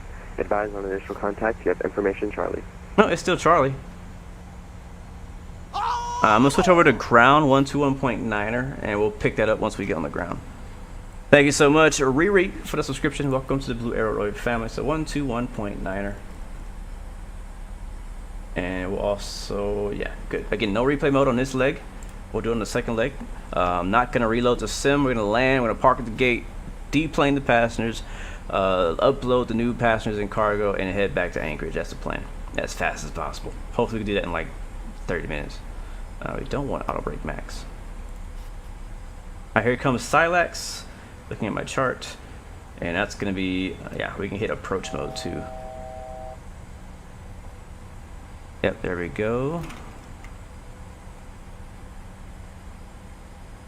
That can't be right. It says 40 miles. How far are we?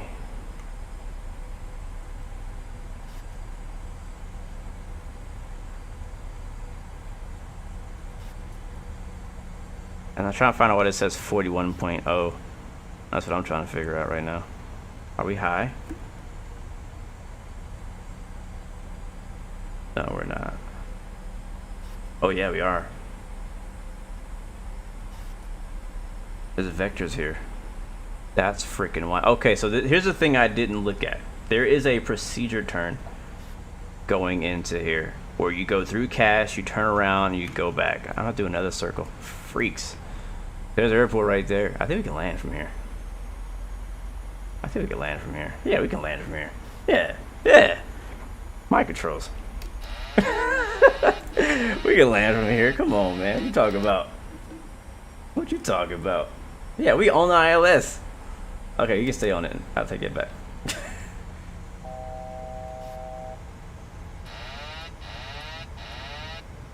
Yeah, we're good. Like, we're real good. Alright, just slow down. That's all.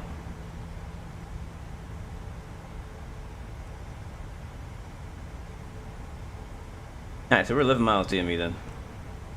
Fairbanks traffic, Alaska 116, inbound from the south. On the ILS to left. 10 DME. Fairbanks.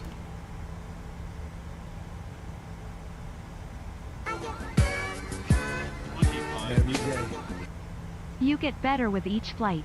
You'll make a good real-life commercial pilot, I have no doubt. Man, I really appreciate that, man. Definitely look forward to the day. On that day, we're all going to celebrate. Absolutely. Alright, auto throttle is off. We are idle power. Dropping in a couple notches of flaps. Get some gear down for the drag. We are 10 miles out, guys.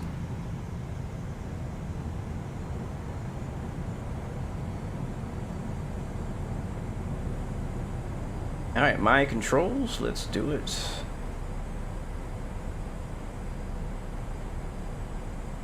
Am I planning on flying the BBJ anytime soon? I don't have plans, no. But that does not mean I'm against it. Armor spoilers. Another notch of flaps. Coming in for the visual now.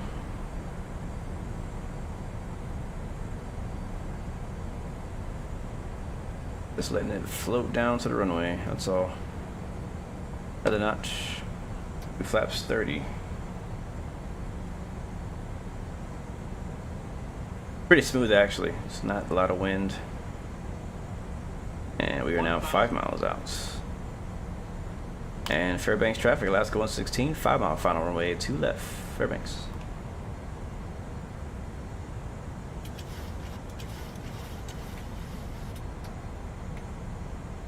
One more, that should be 30 right there. Flaps are set. Alright, we're a little low. I don't see any pappy lights. So we're just eyeballing it right now. Yeah, that last notch of flaps put us in a major balloon. There we go. Let's hold this here. Don't sink. Don't sink. Don't sink. Little slow. Don't sink. Don't sink. Don't sink. Too low. Terrain. Too low. Terrain. Too low. Terrain. Too low. Terrain. Too low. Terrain. Too low. Terrain. Too low. Terrain. Too Too low. Terrain. Too low. Terrain. Alright, here we go, guys. Send in your landing predictions. Too low. Terrain. Too low. Terrain. Too low. Terrain. Too low. Terrain. Too low. Terrain. Too low. Terrain. Too low. Terrain. Alright, we are low. Too low. Terrain. Too low. Terrain. Too low. Terrain. Too low. Terrain. Too low. Terrain. Too low. Terrain. Too low. Terrain. Too low. Terrain. Too low. Terrain. Too low. Terrain. And we're down. Reverse is green.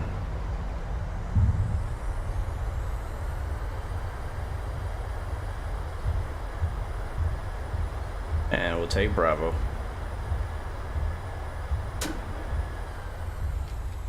There it is, guys. Welcome to Fairbanks, Alaska. Ladies and gentlemen, welcome to Fairbanks. The local time is 9:43 a.m. and it's currently about Oh, Singapore's here. degrees Fahrenheit. You can now use your mobile devices.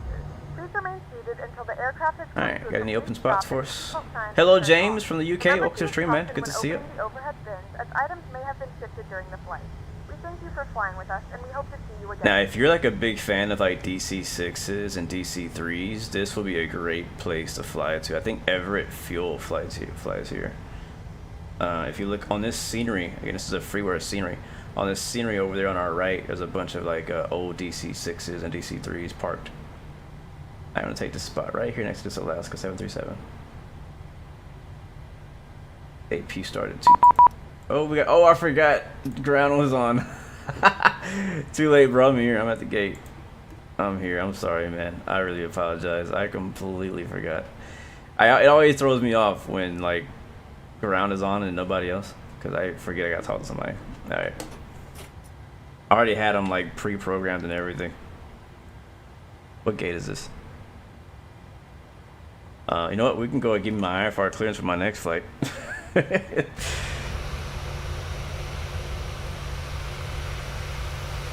Alright, we're a little off, but I think we probably fit. If we turn like immediately right, we could probably get in. Back on the line. Little bit of left engine. I think the brakes are on.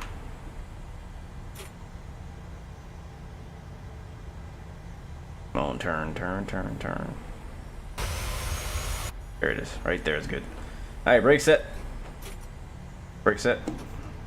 Engine's off. Actually, no. AP needs to come on first.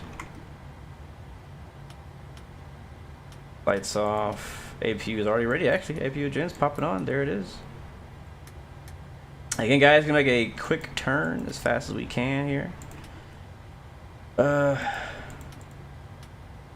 APU bleed on. We'll probably just leave the APU on for the turnaround, and we'll just do it that way. And now we're ready for engines. And transponder's gonna go off.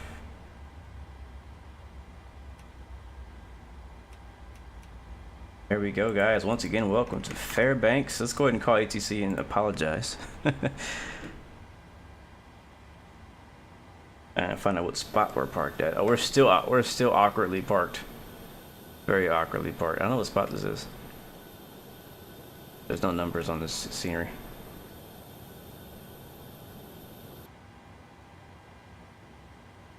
Fairbanks, Ground, Alaska 116. We just saw you there. Sorry, we already taxied to parking, but we're going to be asking you for IFR in a little bit if you're still around. Alaska 116, Fairbanks Ground. Yeah, no worries. I'll be around. Sounds good, man. Thank you. All right, beautiful. Let's go ahead and hurry up so we don't waste this guy's time. Hopefully, you guys enjoyed the flight. Let's see what our final landing rate was. Again, we were not going to be watching the replay, but our landing rate was 170. I'll take that. I'll take that. I'll take that. All right, let's get the jetway.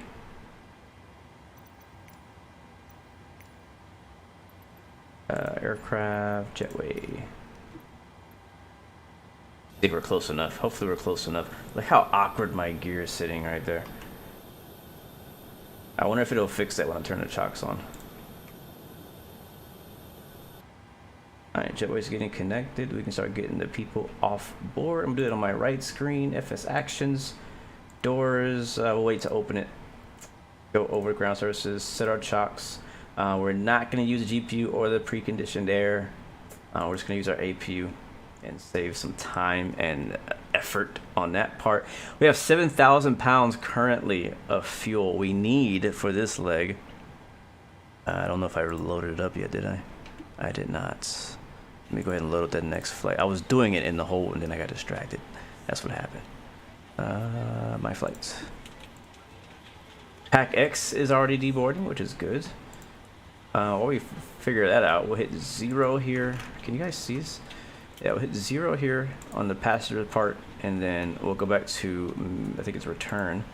Doors, open the left door. Once that door is open, we can go back to ground services, and then it'll say deplane. So deplane start, deplaning all 127 people. And then we'll go over to the right to our bags and do the exact same concept there. So we'll put 0 because we want to empty the plane. So 0 and 0. Oh wait, I gotta type it again, 0. And then request all the belt loaders to come out. And see, that's good, that's good, that's good. We don't need maintenance, thankfully. We don't need lav, we just dumped it, but we'll take some water because I'm thirsty. And we need fuel eventually, once I figure out how much we need. So let me find out right now. Dispatch my flight plan. So follow my new flight plan on Vatsim. Or not Vatsim, on SimBrief. Alright, Cole Pilot, thank you so much for coming through and hanging out today. Hopefully you enjoyed the flight. And we'll catch you on the next one, man. Thanks for coming through. Our next leg, ladies and gentlemen, is going to be Fairbanks International back to Ted Stevens, Anchorage. Also a very short flight. We'll also do it on Vatsim. Once I get all my stuff set up, I will get my flight plan filed. Yeah, showing 49 minutes airtime. And we're gonna have a departure and arrival this time around. So one thing I didn't mention is these flights that we're doing today, I'm logging under United Virtual Airlines. So I don't know if they still fly this flight in real life, but on the United Virtual Airlines site, they have this as a flight that United does. And when we get back to Anchorage, you'll see there's a bunch of United planes there. But I decided to fly Alaska instead and still log it with the Virtual Airlines. So just the way I do my thing, you know what I'm saying? Let me save this, generate it, and pre-file to Vatsim. Yeah, I agree, man. I'm waiting for the 737-800. I want to know I heard some stuff. I haven't looked too much into it because I'm just not that interested. But I heard some stuff about the 737-600 coming out very soon. So anybody in chat interested in the 737-600 from PMDG? Anybody gonna pick that up? Again, personally, I am not. It's just not a plane that I'm personally interested in the same way that some of you guys are not interested in fighter jets, or maybe some of you guys are not interested in Cessna 172s. In the same way, I'm not interested in the 737-600 variation. The 800 I am looking forward to. The 900, you know, I don't know. We'll have to see when we get to that point if I decide to get the 900. But all I really want is the 800. That's all I need. I don't need all the variants. The 800, I'm happy with that. I can fly and simulate any 737 flight with the 800. And then the MAX, of course. I obviously want the MAX. Return of the MAX. I'm gonna disconnect real quick and reconnect. Did I put my flight? Yeah, okay, cool. Connect. Alright, cool. So now my flight plan should be filed with Vatsim. We are on ground 121.9er. We do have information, I believe it was Charlie, for the ATIS. Hopefully that stays current. We'll check on that here in just a second. In the meantime and between time, let me grab the fuel. That's what I've been waiting for.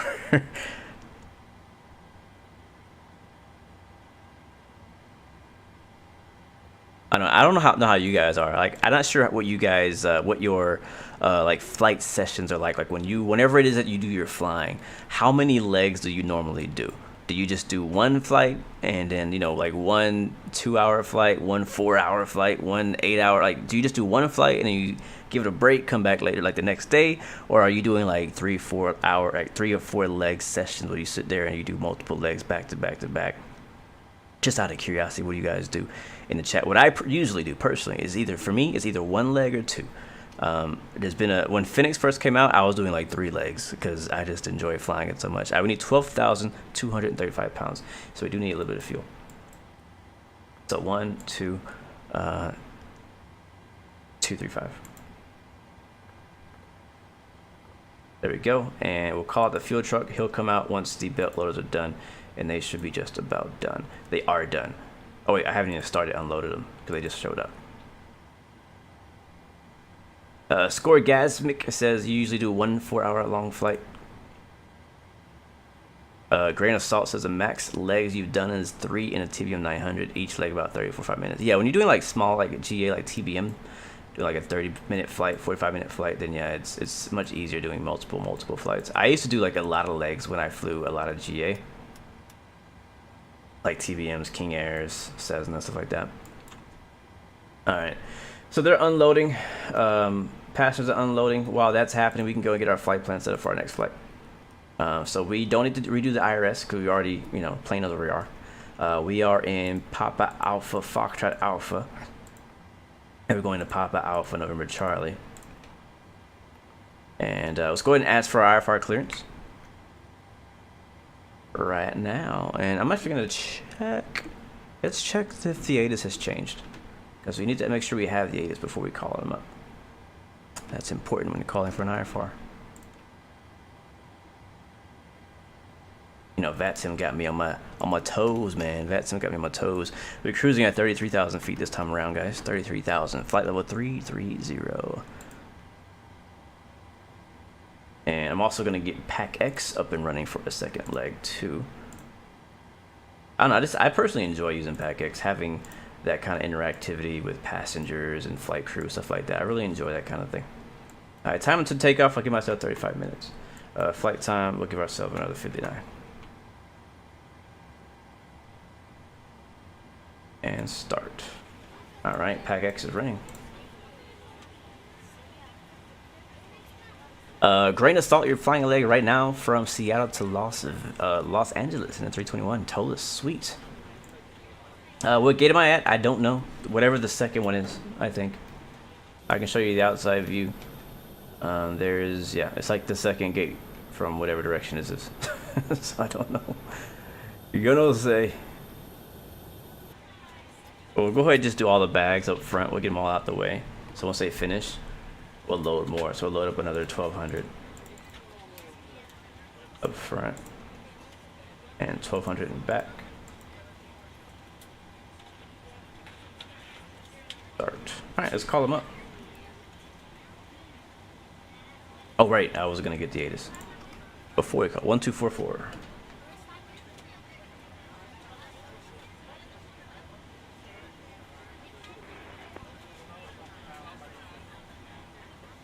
Pranav, welcome to the stream, my friend. ATIS Good to see you. information, Charlie, 1653 Zulu.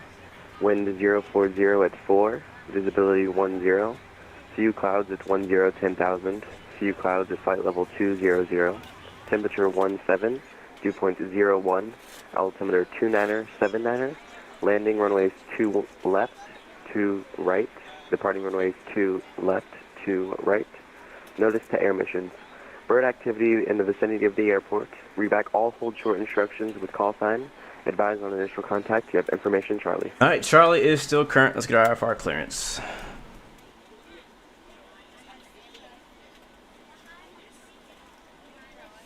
All right, Fairbanks ground. Alaska 116 is looking for IFR to Anchorage, and we have Charlie.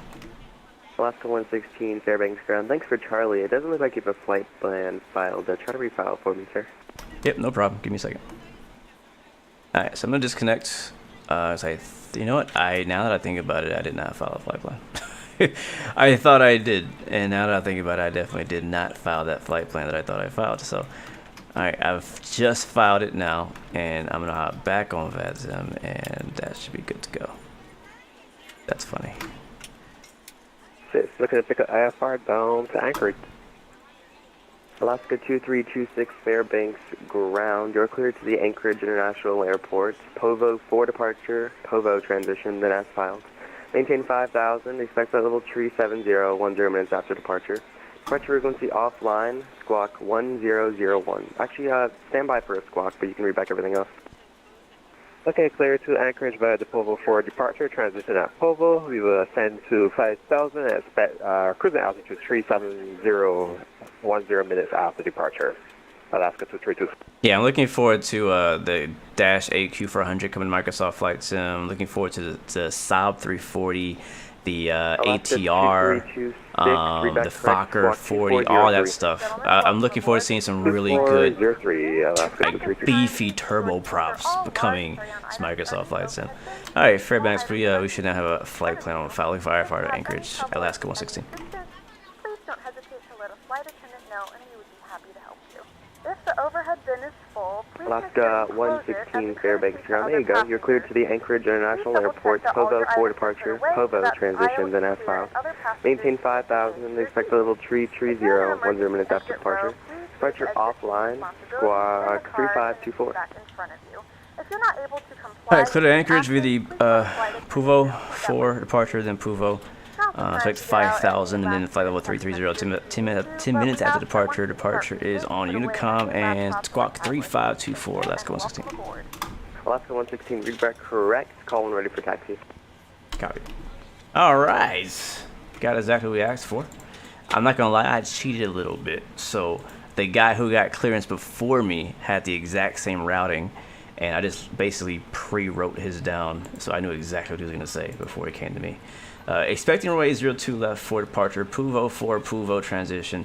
That's also the transition into the arrival, so we can go straight over to the arrival page and then drop in CoreT 4. What runway are we getting back in Anchorage when we come back? Let me see. Hold on. We took off on 25 left. We might end up landing 25 left. We might land 15. I don't know. Do I prefer a TCA side stick and throttle, or the TCA yoke and throttle? Oof, that's hard, bro. 15, runway 15. That is hard. I don't know. Oh, that's a hard one. I've actually never had to think about that. Like, if I could only have one and I didn't have either, would I pick the TCA yoke or the joystick? Because, yeah, that's a tough one. I think how much is the joystick? I think the joystick might be cheaper. ILS 15, our star is CoreT. I'm getting my charts ready here. Wow, that's a hard one. I've actually never thought about that. That was a great question. I think it honestly comes down to which do you prefer, Airbus or Boeing? Just only prep on frequency. Fairbanks ground. We'll be right back. I think it's where I think it comes down to which do you prefer, Airbus or Boeing? Because if you're a Boeing person, like if a lot of people out there are like, hey, I'm Boeing. If it ain't Boeing, I ain't going, right? I'm not an Airbus fan. Like, if you're not an Airbus fan, then don't get Airbus stuff. If you're a Boeing fan, then get Boeing stuff. If you're not a Boeing fan, then get Airbus stuff. So, but for me, it's hard because I'm right in the freaking middle. I don't have loyalty to either side anymore. I used to be. Originally, I was a Boeing guy. That was who I was. But now that I'm more educated in aviation and more educated in what Airbus has to offer, I really have a great appreciation for Airbus, and that is a tough one, man. I'm thankful that I don't have to make that decision in real life. That's a tough one, I'll be honest with you. I actually don't have an answer for you. I legit don't. Hopefully anything I just said might be the answer for you, but I don't have an actual answer for you, sorry. I'm going to come in over Yoon, and that should be good. So route should look good. Legs. Yeah, we have one discontinuity there, and we're going to get rid of it. To Charlie Custom frequency, Fairbanks ground is back. Alright, cool. Activate that. Execute. Alright, so baggage is done. We just need fuel, and we should be ready to go. And so far, doing really good on our turnaround. Fuel start. Potable water can be released. We're done with our water. Passengers, we gotta do passengers. How many passengers? 124. Let's see who's done. Well, the fuel will be done way before because we're not even fully fueling. We're only taking a little bit.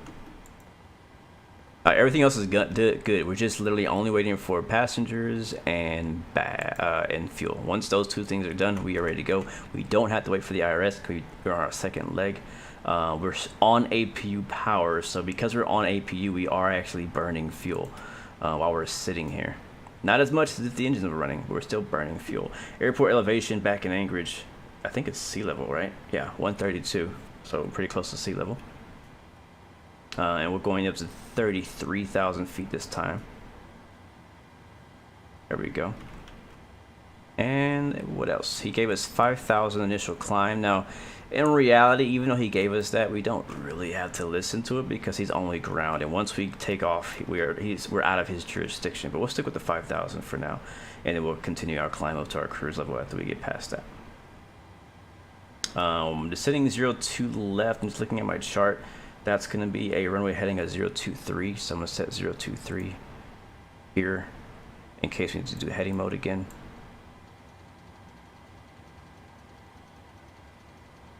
Too much. There it is, and we'll jump in here. We'll get as much of our perf data as we can. So perf init, again, flight level 330 here in our cruise page. Our planned fuel, we are fueling up, is 12.3. And our reserves, 2.1. Our cost index for this leg is 1313. And our cruise wind, we'll go grab that, is 176 at 9. Nice and calm winds today out here in Alaska. In the air and on the ground for the most part. James Johnson, you fought a CJ4 on Microsoft last time. You know, I haven't flown that plane in a while. I need to give it some love. We need to head back and give it some love. What do you guys think of the Honda Jet? It's been out for a few days. Some of you guys have it, some of you guys don't. For those of you who do have it, what do you think of that aircraft? Do you love it? Is it like the best thing? Do you get that satisfaction that we are looking for when it comes to flying aircraft in the sim? All right, we're done fueling. We can release the fuel truck now. And just wait for the passengers to board. When I get a chance, can I check out the Thrustmaster T-Flight hotess? You might get that one. I have one. Hold on, I'll go show you. Like it's sitting right over here.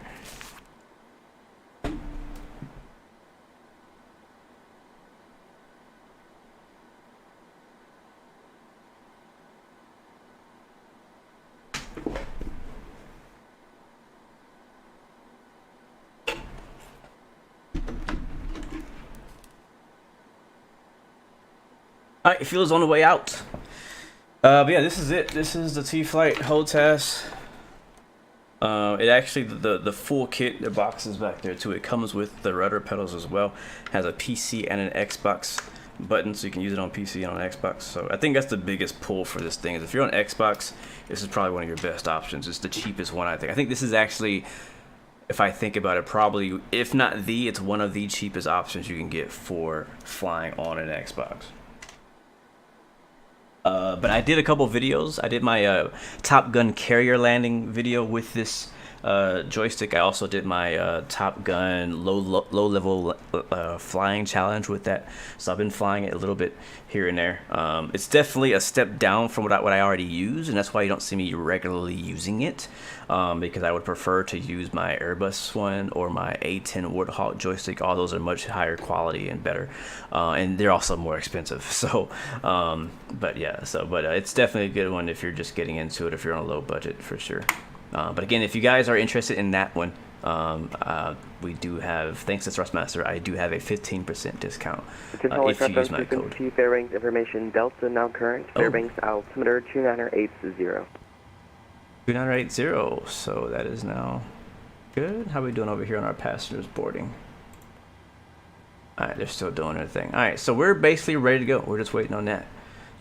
PAC-X is good, so we're actually well within the time limit that we needed to turn the aircraft around. So we're actually already early. We're just waiting for the passengers to board, and we are ready to go, guys. The Logitech 3D Pro was like $40. Good stick if you want to go above and beyond a 16,000. Yeah, that's true. Yeah, those work. Do they work on Xbox though? Does a Logitech 3D work on Xbox? I haven't personally tested it. I'm thinking to myself, I'm thinking about getting an Xbox just so I can test these things and tell you guys. Is the HOTAS Warthog worth it? Oh, it's expensive, but yes. you get what you pay for. Let's just say that. You get what you pay for, and that thing is not cheap. It's expensive. Again, thankfully, I was able to get it from Thrustmaster as a gift, so I did not pay for mine. But, my God. Oh, the beacon lights are on. But, man, if I could afford it, it would definitely be. I'd have 2 of them. That's for sure. It's so good. Yeah, they're all USB. Well, no, this is the thing though. It doesn't matter if it's just USB. Xbox has a specific code that has to be in the actual joystick in order for it to work. If you just plug any old USB joystick to an Xbox, it might work. There's a chance. Don't get me wrong. There's a chance that it could work, but it's not guaranteed. That's the reason why Honeycomb does not work on the Xbox, because Honeycomb was made for PC and it does not have that little code or algorithm within the Honeycomb software to actually work on Xbox. That's why that doesn't work. So be careful before you go out there just buying some cheap thing, because it might not work. You want to go out, maybe do some research, look for some reviews, find out if you see anybody else flying on Xbox in particular with that, because yeah, you don't want to waste your money. That's the last thing you want to do, is waste your money. Grayson Turner, welcome to the stream, man. Good to see you. Good to see you. But yeah, guys, this scenery right here is freeware. You can pick it up from flightsim.to PAFA. It's very simple, but that's all you need, man. That's all you need. You got a few static aircraft. You see Singapore 787 is now pushing back on his way out to wherever he's going. Got a lot of static aircraft, a lot of different hangars out here. Oh, look at that. There's a... What is that? Those military planes? Oh, those are Everett's Airfuel, Transair, Alaska. Something else is over there. A couple of DHL aircraft over here. 727s. Yes, I do play DCS. And the more I think about it, the more I'm considering playing it tomorrow. So we might be streaming that tomorrow. I work tomorrow, but I don't work until late at night. So I should be able to fit in a DCS stream tomorrow. Yeah, I got some more jets over here. Not jet. Yeah, it's a little jet right there, actually. And some turbo props. Some DC-6s. Everett's Airfuel hangar. What aircraft do I own on DCS? Basically all of the modern U.S. aircraft except for the Harrier. I'm just not a fan of the Harrier. I don't know why. I'm just not. Yeah, the F-18, F-16, the F-15, A-10, the other A-10, the Apache, the Hind. Yeah, everything. Alright, are our passengers gone yet? Okay, we're waiting for them. Oh, they're done! Yes, let's get the heck out of here. Nice. Alright, cool. So that's good. Go ahead and shut the front door. And we'll go over here and we'll grab our 0 fuel weight. 110.7. Also going to give us our ground weight. We'll execute that. I'm going to skip that part. N1 takeoff flaps 5. Got our CG of 25.3. Same trim, but we've obviously messed with it in our flight, so we got to go back and fix it. I don't know, man. It's just, I don't know. I can appreciate Harriers for what they are, but I just don't want to fly it. I'm sorry. I'm just not interested in flying. That's all. So I didn't buy it. I'm not. Yeah. Oh, I had the F-14 as well. Forgot to mention that one. All right, so that's good. Trim is set. There's our V-speed. It's a little bit slower than before. And I want to go back and make sure I've done everything. Our flight plan is good. No discontinuities. Our departure arrival is in there. And ref page all looks good. Takeoff page looks good. All right, cool. And what else? Lights. All right, APU's already on, so we don't have to do that step. But we can go ahead and pre-plan our pushback. So we're expecting 02 left. We're probably gonna go pushback till. There's two options we could do here. Hopefully this works the second time. I usually have an issue running toolbar pushback on my second leg. So we can either go this way, or that way? I think I'm gonna push back. You know, let's request pushback first, because he might give us directions on which way to go. All right, we have information Delta, by the way. Fairbanks ground. Alaska 116 is ready for push and start with Delta. Alaska 116, Fairbanks ground. Thanks for Delta. Pushback approved onto Alpha, faced south, please. Copy. Pushback approved onto Alpha facing south. Alaska 116. I'm so glad I asked now, because I was like, you know what? I have a feeling he's gonna. If they tell you to let them know when you're ready to push, it's probably because they want you to push a certain direction. So, on the Alpha Alaska face. 116, when you get a chance, squawk mode C, please. Copy. We'll squawk mode C here in a second. It just disappeared. Let's try that again. Where did my little guy go? I broke the toolbar pushback. It's not existing. Oh no. Can I turn it off? Turn it back on? Off. On. Off. On. I'll go ahead and, what was our squawk code he gave us? 3524. It's so quiet in here, right? Is the AP even on? 35.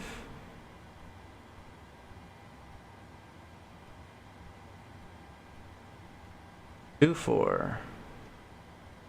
And squawking Charlie. Let me check, make sure the AP is on before we push back. And my pack's drawn too. It's just quiet, that's all. Alright, beacon light on. Seatbelt signs on. AP is on. Actually, I don't know if the AP is on. Is it? Yeah, it's on. Okay, just making sure. Just making sure. Fairbanks ground, Alaska 23. Just making sure. Ready for pushback. Alaska 232. Alright, let's push before he gets in our way. Ground. Pushback on the Alpha approved. Tail north, please. And caution that other Alaska Boeing 737 to your left.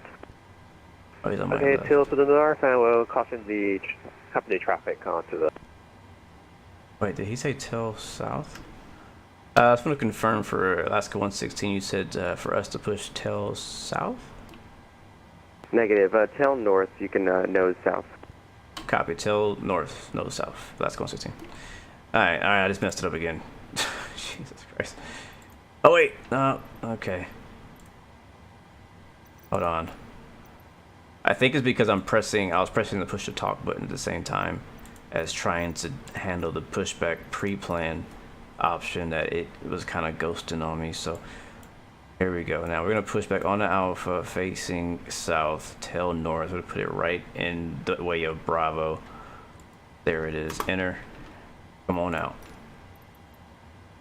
So again, usually on the second leg, because of reasons, it doesn't seem to talk to you or even give you the actual tug. Good morning, ladies and gentlemen, and welcome aboard So flight brakes are on. 2423. Actually, Alaska 2326. To make this easier, if you could let that Alaska to your left push back first, and then you can push back after him, sir. Doors are shut. We'll wait for the company traffic to push back. Brakes release. Let's go. If you have not already, please fasten your seatbelt and verify Hopefully it it'll is push low and us. tight across your lap. Your tray tables and seat backs It might must not be in work. full upright and locked position. Nope. Oh, wait, there we go. Parker. We're moving. We are moving. Watch out, we do have another aircraft who might be in the way. Nope, he's out the way. Alright, let's get the engine started. Packs off. Bleeds are on, isolation valves on auto. And starting to. Ladies and gentlemen, please direct your attention to the front of the aircraft for a safety demonstration. When the seatbelt light is on, please make sure that your seatbelt is fastened low and tight across your lap. To fasten, insert the metal fittings into one another. Tighten by pulling on the loose end of the strap. To release your seatbelt, lift the upper portion of the buckle. In the event that the seatbelt light is not on, we suggest that you keep your seatbelt fastened. Alright, introducing fuel. There are several emergency exits on this aircraft. To familiarize yourself with the emergency exits on this aircraft, please refer to the safety card in the seat back pocket in front of you. In some cases, your what's exit open? might be behind you. If we need to evacuate the aircraft, My door is open. there It lighting on the might floor to be. guide you towards the exit. It might In the be. event of a loss of cabin pressure, an oxygen Nope, mask it's will closed. drop in front Thank of you for checking. Start the flow of oxygen, pull the mask towards you, and place it firmly over your nose and mouth. Yeah, everything Snap is your oxygen behind disconnected. the head and tighten the strap if necessary. don't worry if the bag doesn't inflate. Oxygen is flowing to the mask, and you can breathe normally. All right, and engine 1. If you're traveling with children, now's the time to pick your favorite one. But secure your mask and then assist others. Keep your mask on. What is and we'll remember SATAL? to advise you it's safe to remove it. In the unlikely event of a water landing, a life vest is located in a pouch under your seat or between the armrests. When instructed to do so, open the plastic pouch and remove the vest. Flip it over your head. Wrap the strap.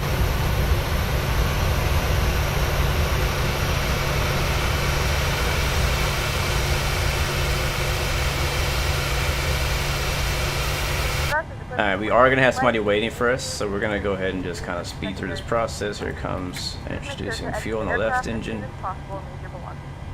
Please securely stow all personal items. Make sure your seatbelts are fastened and seat backs and tray tables are all in their full 131. upright position. We remind you that this is a non-smoking flight, and that includes vaping. Tampering with, disabling, or Alright, pushback is complete. Set, park, and brake. Brake set, clear, disconnect. Show me the All of pin. this information and more can be found in the safety card located in the seat back in front of you. We suggest reading this and let us know if you have any questions. Thank you for flying with us, and we hope There it you enjoy is, your and here flight. comes the Gen 1 and Gen 2.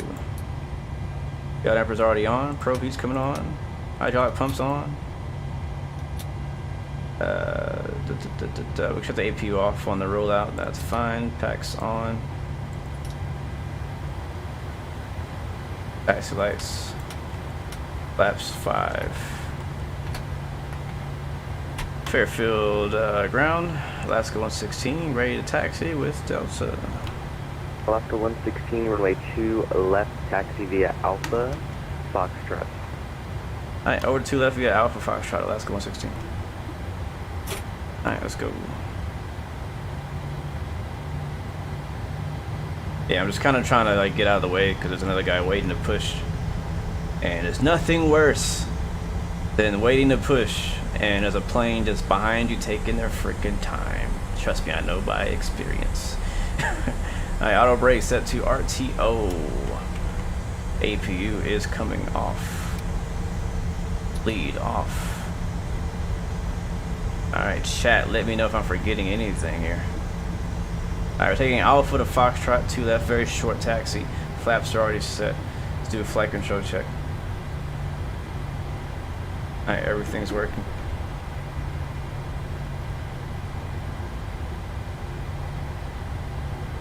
I'll get the actual flight control camera up.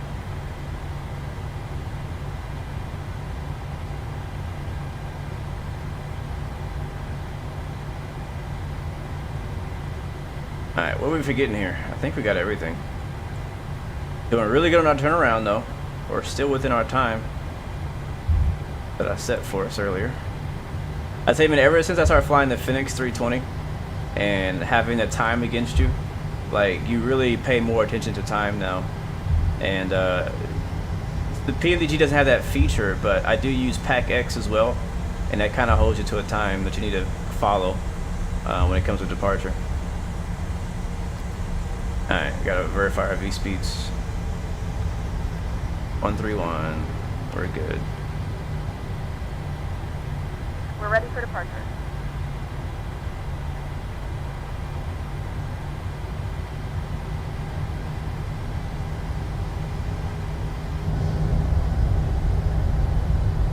Oh, look, a Dash 6. That's cool. Little Twin Otter. What's up, man? He's having fun out here. I bet you're having a lot of fun out here. I did not expect to see that. Did not expect to see that. Alright, guys. For departure, departing runway 02 left.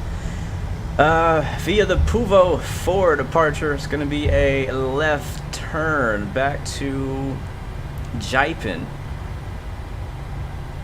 Turn this up some. We are squawking Charlie. There it is, Jaipin right there.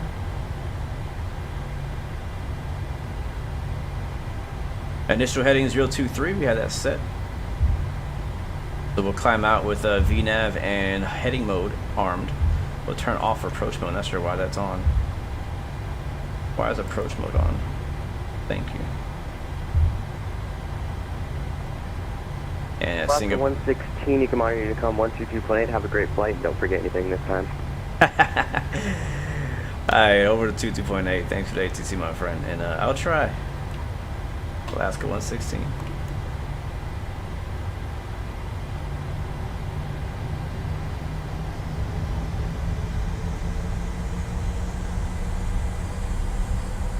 Oh, look, if our right wing, we'll see some more planes. Some DC-6s, 727s, and a few aircraft under maintenance. Alright, here comes Foxtrot. Over to Unicom, 22.8. Don't forget anything. I'm pretty confident I forgot something. Very confident. Alright, land lights are coming on. Strobe lights are coming on.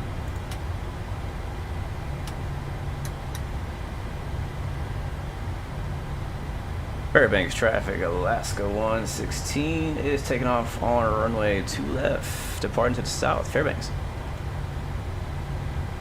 Yes, auto throttle is disarmed. I know, I haven't armed it yet.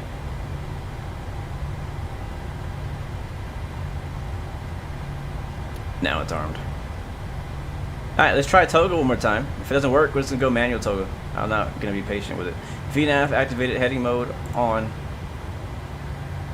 Lights run. Auto brake set to RTO. Flaps are not. Seat brakes are not armed, I should say. And we are ready to reset the clock. 40%. Once I hit Toga, I'm not touching it.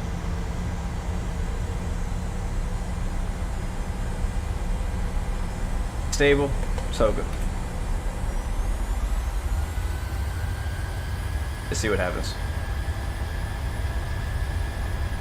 Engines are a bit out of sync. I got 84% on the right, 80 on the left. Airspeed's alive. Here comes 80 knots. 80 knots.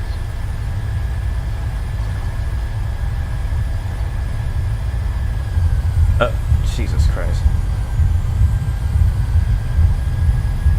V1. Rotate. V2. Too low, terrain. Positive rate of Too low, climb. terrain. Too low, terrain. Too low, terrain. Too low, terrain. Too low, terrain. Too low, terrain. Too low, terrain.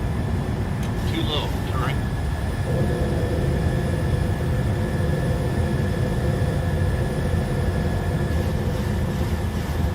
All right, let's roll to the left.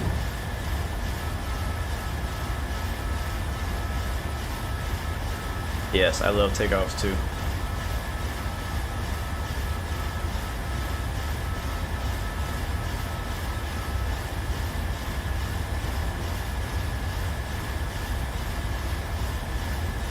All right, we're in the left turn.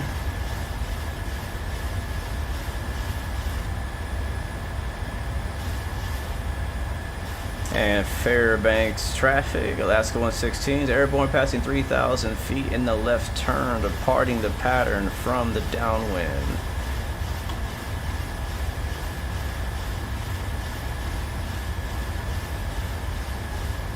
I love all the trees out here. Just look how dense all the trees are. It gives you a sense of height a little bit, like seeing like just all the trees is so little down there. Thank you, Short Final, so much for coming on, man, for us. I really appreciate that. It's always so much more fun with ATC, so thank you, my friend, and have a great day, man. Hopefully we see you again next time. All right, here comes 5,000. Let's change at the 33.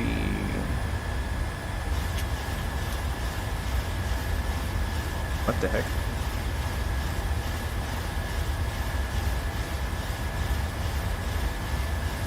Fairbanks traffic, Alaska 2326, laying on runway 2 left for immediate departure. Alright, LNAV.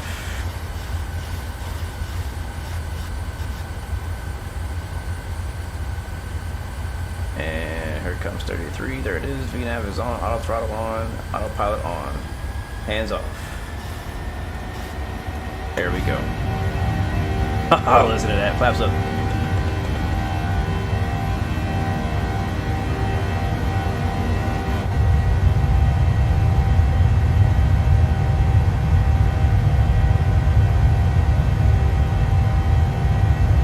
turn the sound down for the outside view. There we go. You're getting chilly in that tower, huh? Yeah.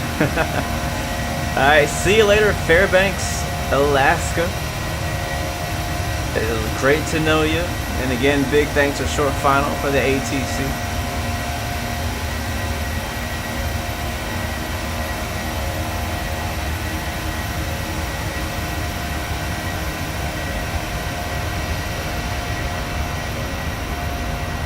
You know, you guys have been recommending that I do like the milk run, and I'm gonna have to do that someday. I think that'd be fun. Doing the milk run around Alaska in a 737 or something like that.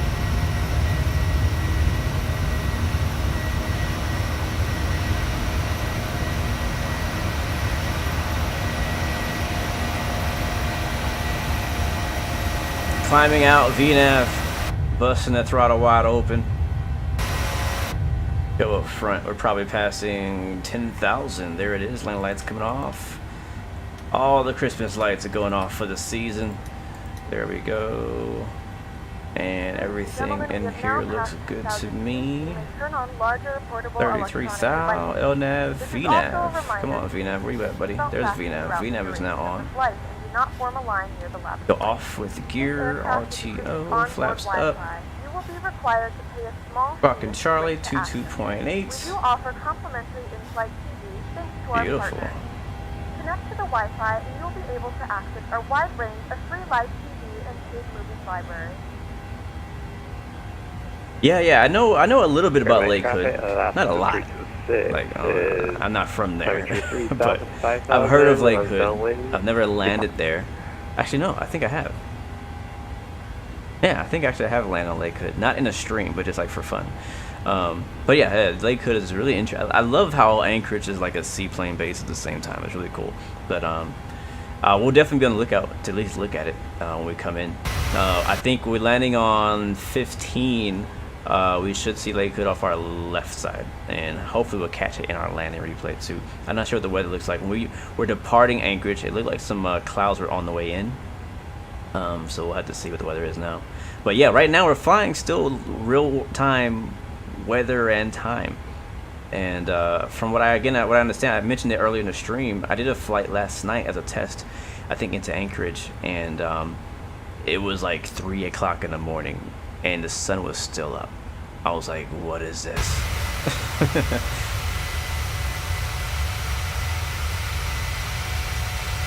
It is all good, Heafy. Enjoy the rest of your day.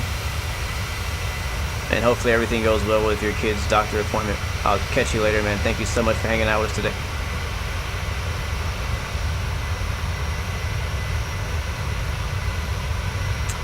Yeah, I think I don't have the Eurofighter. I don't know much about the Eurofighter. I'm not sure how good it is in Microsoft Flight Sim, but I've heard really good things about the F-35. Really good things about the F-35. Alright, back out in the open sky, mountains off in the distance, climbing for 33,000 feet. This is going to be the Puvo 4 RNAV departure in the Alaskan 737-700.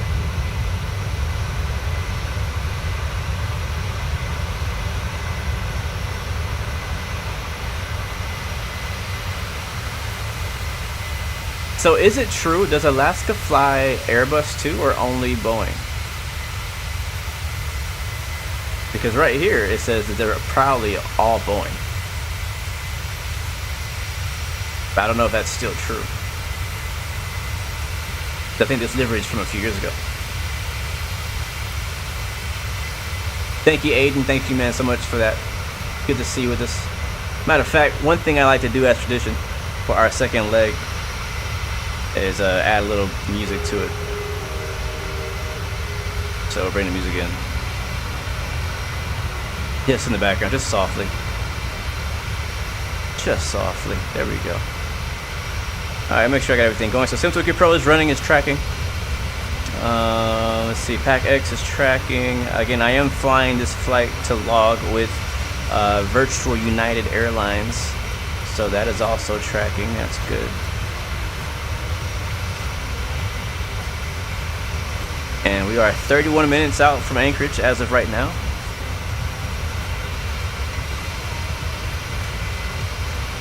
Making really good time with today's stream. Really good time.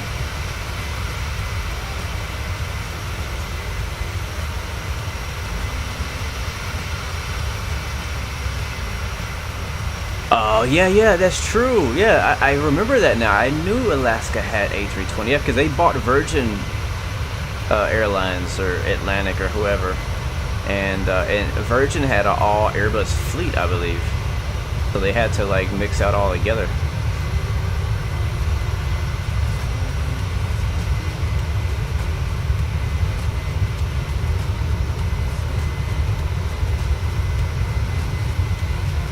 David Shovanik, what's up, my friend? Greetings from the Czech Republic. Matter of fact, I think this is a good time as ever to do some shout outs. If you guys are listening to my voice right now and you're enjoying the stream, come in the chat, say hello, tell me where you're watching from, and I'll give you guys a quick shout out as we are en route back for our return laid back into Anchorage.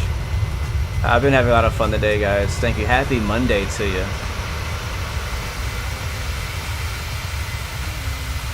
Hopefully you guys have had a great weekend.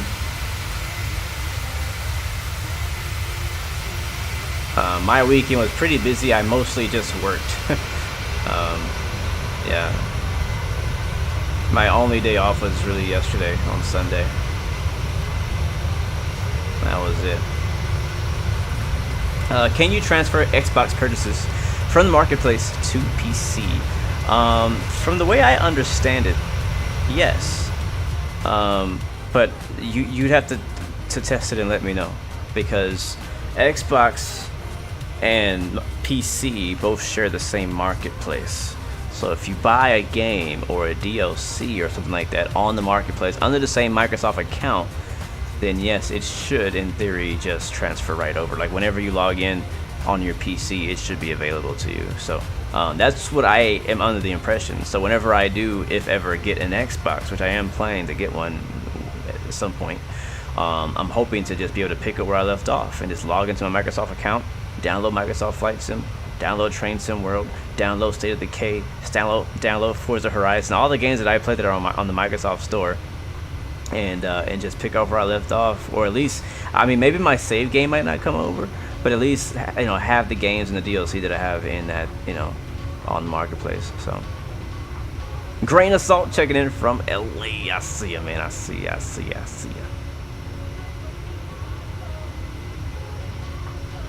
Zubo says he has a Series X, and yes, all his stuff does transfer. That's dope, man. That's really cool. That's one thing that is cool about getting it. That's why whenever I bought Microsoft Flight Sim, the reason why I did not get it on Steam is because I wanted to, you know, have it in the Microsoft Store and have access to it on Xbox if I do go there. Max, you about to go to the PC world, bro? You're gonna freaking love it. Just download Steam, and it'll change your life. I have another friend of mine just came over from console to PC, and I was like, bro, let me introduce you to Steam. And it's just, yeah, man, yeah. All right, so who we got watching today? We got Chief Sim Pilot watching from the Research Center called NASA on his break. Thank you, man, so much. For always good to see you, Chief, man. I've been meaning to hit you up, bro, just to catch up on things, man. Hopefully you're doing well, bro.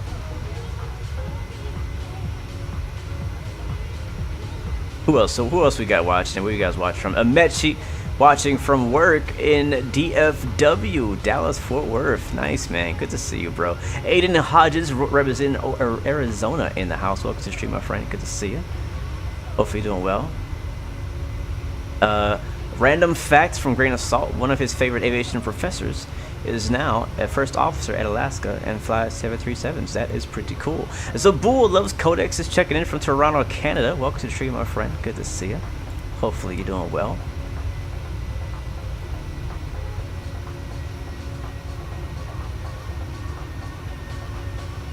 You know, something I forgot to mention, we had news come out late last week, and I was not around to comment on it, but Flight Sim Expo.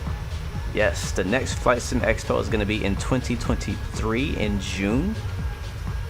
Basically, almost exactly a year from now. And it's going to be in my hometown of Houston, Texas, right here in H-Town.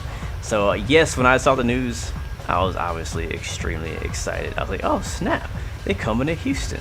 I've heard rumors about them coming to Houston, but I didn't believe them. Like, why the heck would they come to Houston? Of like, I mean, they usually go to Vegas, San Diego, Orlando. Like, Houston is nothing like any of those places. Houston is not really a vacation city. You usually come here to work or to live, because everything is cheaper here in Houston, which makes sense why they brought it here, because hopefully everything will just be cheaper. Like, it'll cost less to get here, it'll cost less to stay here while you're here, it'll cost less to get into the event. I hope. I'm not guaranteeing that. I'm just saying, because just how things are and the market, and Houston being a cheaper place to live, everything should be cheaper. So yeah, I was surprised. So yeah, hopefully you guys can make it out to the expo. I highly recommend you guys come. It doesn't matter where it is. Like, for me, if it wasn't in Houston, it didn't matter where it was going to be. Like, it doesn't matter. It could be in Seattle, San Diego, freaking Portland, Maine. It didn't matter. I was going to be there. Distance is just like so relative when it comes to flying, because I was going to have to fly. If I have to connect, I just get to fly more. It's whatever, right? So if you buy a ticket early enough, you can usually get a pretty good discount. Usually the event has discounts for you as well. So again, I was definitely surprised they chose Houston. I know that not everybody's gonna be happy about that, but you're never gonna make everybody happy. Never. So looking forward to it for sure, and hopefully I get to meet some of you guys and show you guys around, show you guys some of the great things that I do love about my city of Houston, Texas out here. So it's gonna be dope. Looking forward to it. Yes, last year it was in San Diego, and I went out there. And then the couple of years before that, the year before COVID in 2019, it was in Orlando. And then I think the time before that, it was in Vegas. And the Vegas one is the one that I missed out on. I wanted to go to that one. I wasn't able to make it, sadly. But yeah, I'm obviously going to be there this time because it's in my hometown. I have no excuse to not be there. Really, for me, it comes down to, am I going to rent a hotel closer? Because I actually live like an hour away from the actual venue that they're having. At top of the Ascent's coming up in 61 miles. And Houston's a very big, spread out city. So I could either drive there every day or get a hotel like right next door or something like that, and just hang out, have more time to hang out, less time driving. So I don't know. I have a whole year to decide what I'm going to do, but definitely excited about Flight Sim Expo 2023. And yes, it adds more excitement because it's here where I live, but even if it wasn't here, I would still be excited because I love the event. I've never ever regretted going to Flight Sim Expo. Every time I go, I get to meet some amazing people. That's the best part, honestly, for me, is meeting amazing people. Obviously, getting my hands on hardware for the first time, trying out different setups that I've never seen. All that's really fun too. All the big announcements are really cool. But the best part to me still is meeting people face to face that love flight sim and aviation. I always meet somebody new when I go. And I always get to, hopefully, I get to see people that I've met before as well. That's where me and XP met back at Flight Sim Expo. I met Captain Canada for the first time at Flight Sim Expo. I met Thrustmaster for the first time at Flight Sim Expo. Yeah, I mean, so it's such a great event, especially if you're, if you're like a streamer, like, you need to be there. Period. If you're a streamer content creator, like, you need to be there. Period. All right. So as I just kind of hinted, 52 miles away from our top of drop. And descending via the Croto RNAV, our bottom of descent will be 3,000 feet.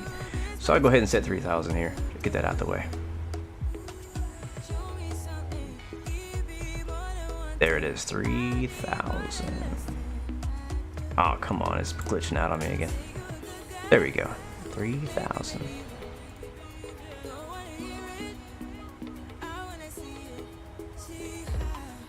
But yeah, again, it's next year. There's no Flight Sim Expo this year. It's next year in 2023. David, what joystick am I using for flying right now? I'm using the TCA Thrustmaster E Boeing yoke. This is what this is right here. I could actually bring up my camera if you guys want to see the full setup. So yeah, so joystick. Sorry, this is my yoke, flight yoke, is what you call it. And then this over here is my throttle. Be careful touching it because it might turn off my auto throttle. But yeah, this is actually comes together, or you can buy them separately now. But all those links are down in the description.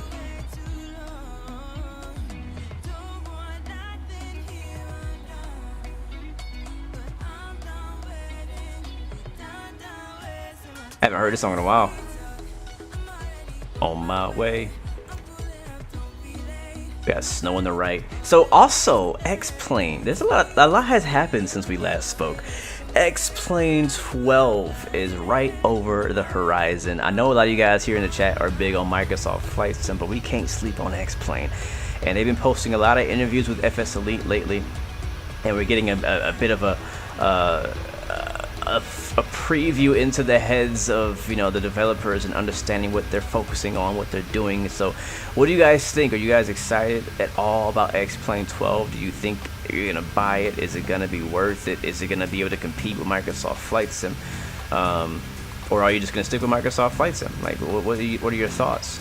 I'm definitely excited. I'm gonna get it, like, no matter what. Like, even if it's not as good as Microsoft, like, I'm gonna get it. A lot of the things that are exciting me are obviously the visuals, but also a lot of the physics-based stuff that they're incorporating with the wind and the weather. Hopefully that all works out the way they're explaining it. Grain of salt flying X-Plane right now, beautiful. Yeah, I can't wait to delete X-Plane 11. But the thing is, I'm not gonna really free up any space because I'm gonna replace it with X-Plane 12.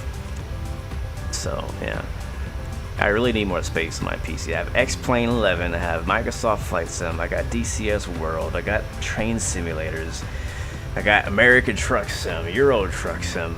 It's just they're all taking up all my dang space. I need space. What I probably need to do, though, honestly, is start investing in some new external hardware, or I should say external hard drives, because we know X-Plane 12 is not coming with what we see below us. It's not coming with ortho, sadly. Look how beautiful those mountains are. It's not coming with ortho, so we're gonna have to download our own ortho. We need to have some space to where to put it. Grain of salt, what is my opinion on the PMDG 737? You're also debating on getting the Challenger 650. Man, I love this plane. I really do.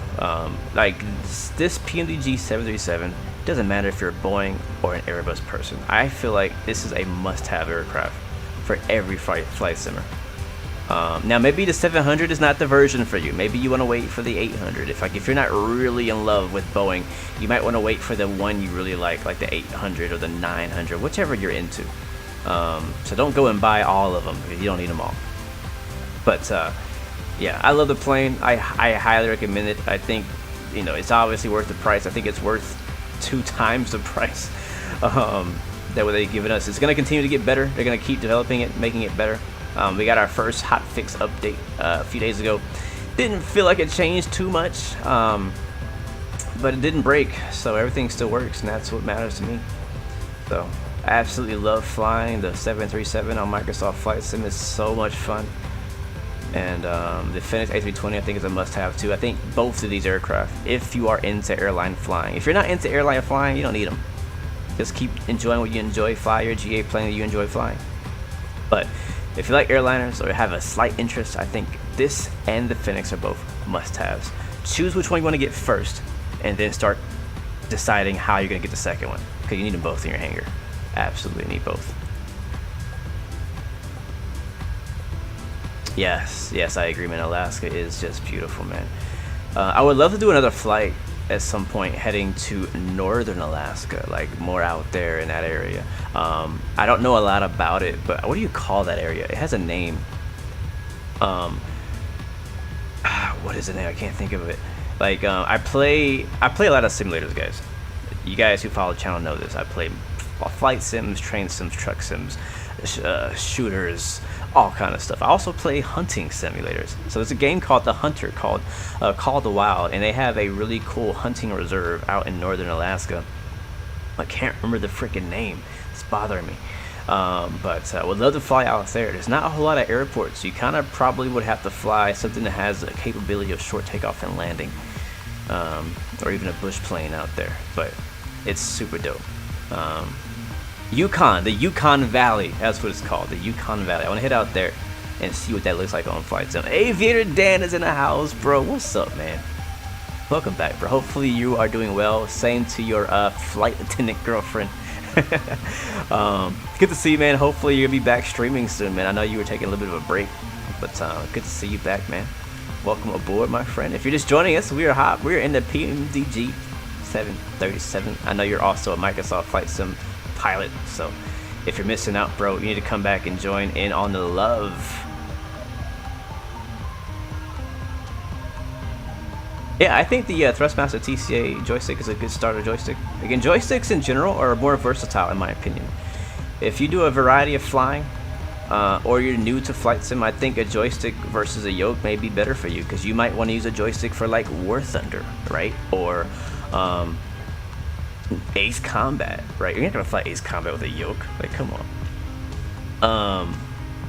There's gold in them hills, yes sir, in the Yukon Valley. Here comes our top of the descent as well. But yeah, you gotta get in, man. I think joystick is a great word. That's where I started with. My first actual like flight hardware was a joystick. It was a T16000 from Thrustmaster. That's my first one. Tanner, welcome back, my friend. Welcome to the stream. Hopefully doing well, man. Welcome aboard to this beautiful Alaska 737. Non-stop Fairbanks to Anchorage, Alaska. That's where we're going.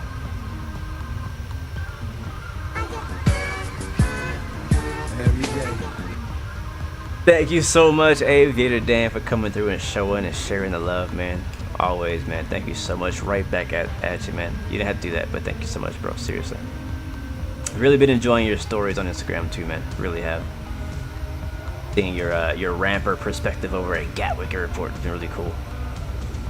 You guys just search up Aviator Dan on YouTube, on TikTok, on Instagram. Check him out, man. He got some good content out there. Yes, Tango Delta. I really do hope Phoenix comes out with another Airbus variant. That plane is just too good to only be an A320.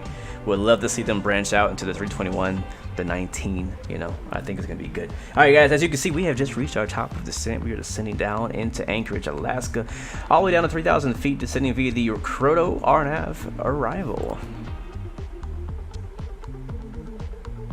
Yes, I agree. The Boeing Thrustmaster yoke with the honeycomb Bravo throttle, and to me is one of my favorite combinations. 100%. Absolutely, my friend. Heck yeah. Alright, we go down here to our FMC. We'll see we are 57 miles from Croto.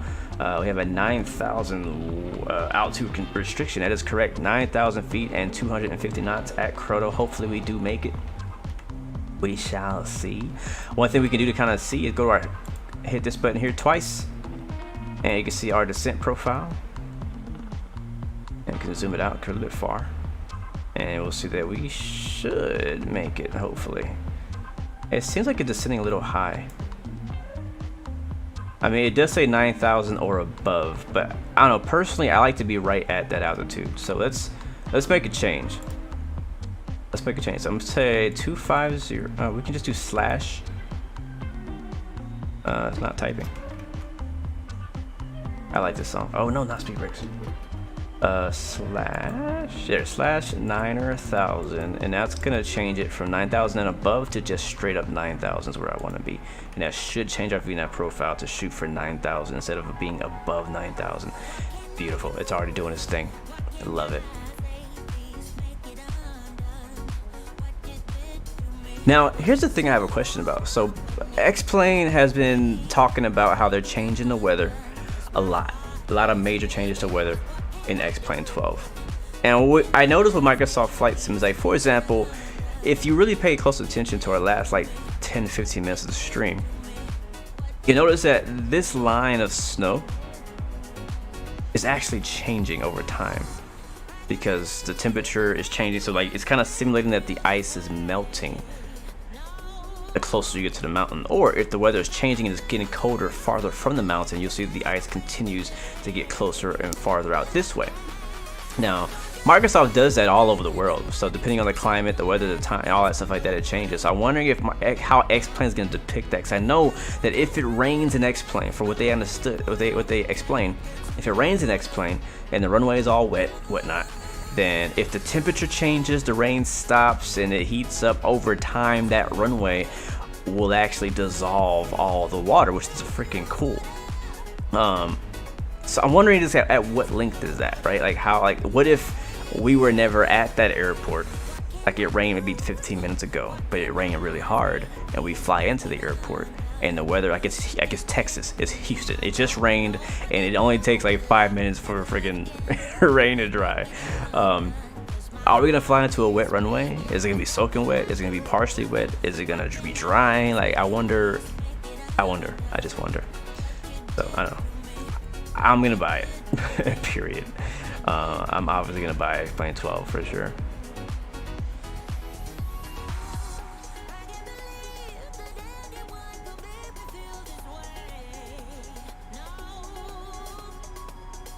Yeah, if you get a joystick, I mean, it doesn't matter what you get. If you have nothing right now, and you get a joystick, a yoke, anything like that, like it's gonna absolutely change your flying experience in any flight sim. Doesn't matter what flight sim you're on, it's gonna change it completely. Because before that, you were landing with a keyboard and mouse, or you were landing with a controller, an Xbox or a PlayStation controller. And going to a joystick or a yoke or whatever is just it just feels so different. You have so much more control as you feel. It's just a completely different sensation. It's hard to explain.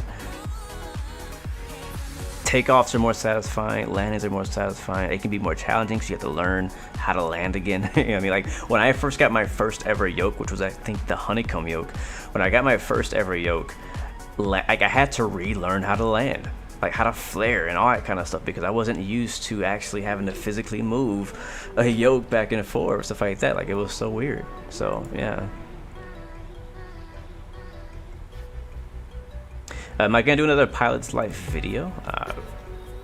Yeah, whenever I start flying and stuff. Yeah, for sure. That's actually my goal, is once I really get into consistent flight trainings, I want to make videos on my journey throughout my flight training, all the way up to get my private pilot license, and then beyond that as just flying for fun, so, or whatever I do.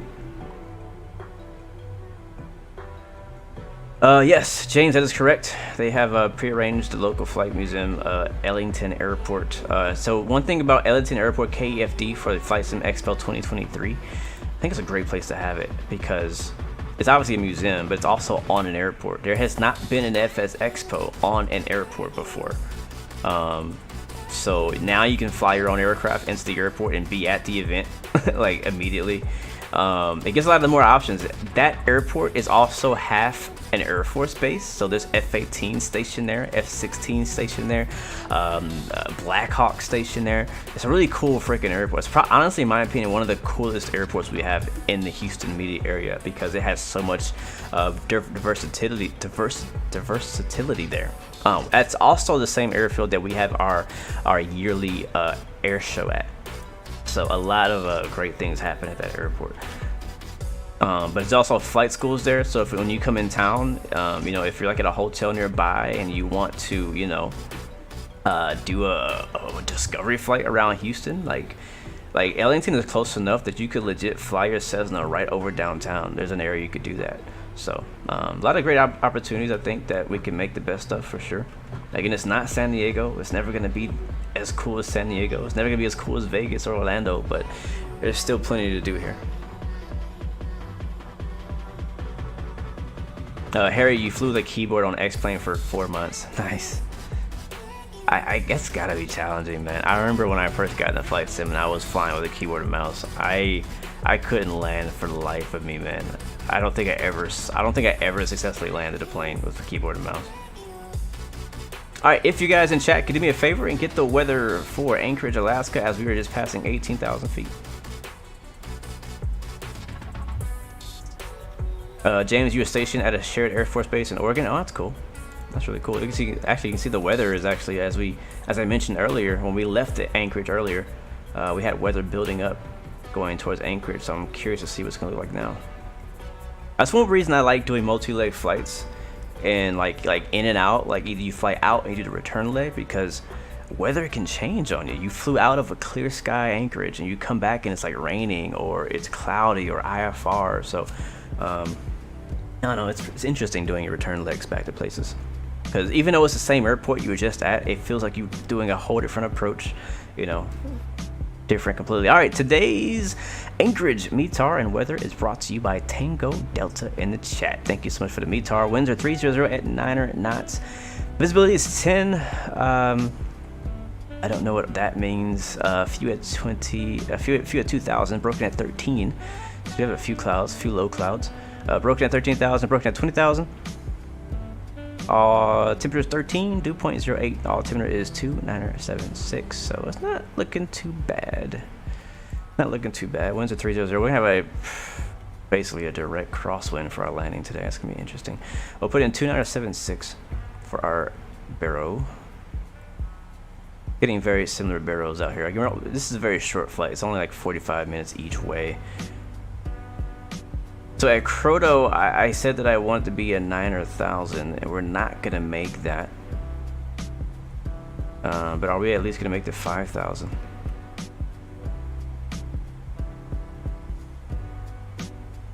We might actually. We might. I don't know. We'll see. We might make it. We might make it.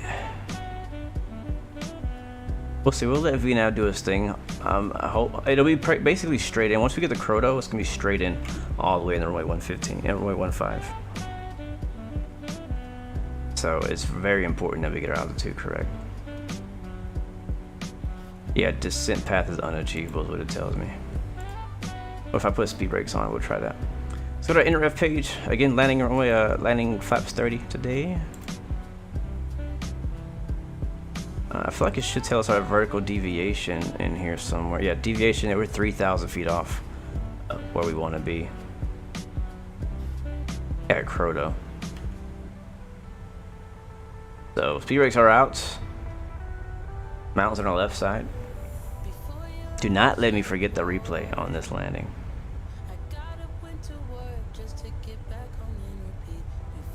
Double checking, there is no ATC in Anchorage. Cool, cool, cool.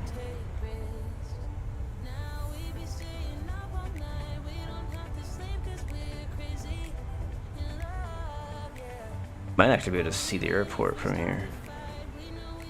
Yeah, I think it's way out there. Or it might be over there. Yeah, we gotta make a left turn. I think it's over here underneath that cloud. Yeah, I think we're actually doing better than I thought. We're over about 3,000 feet. Oh, jeez. But we might still make it. Let's go and get our ILS. Runway 15, 111.75. 111.75.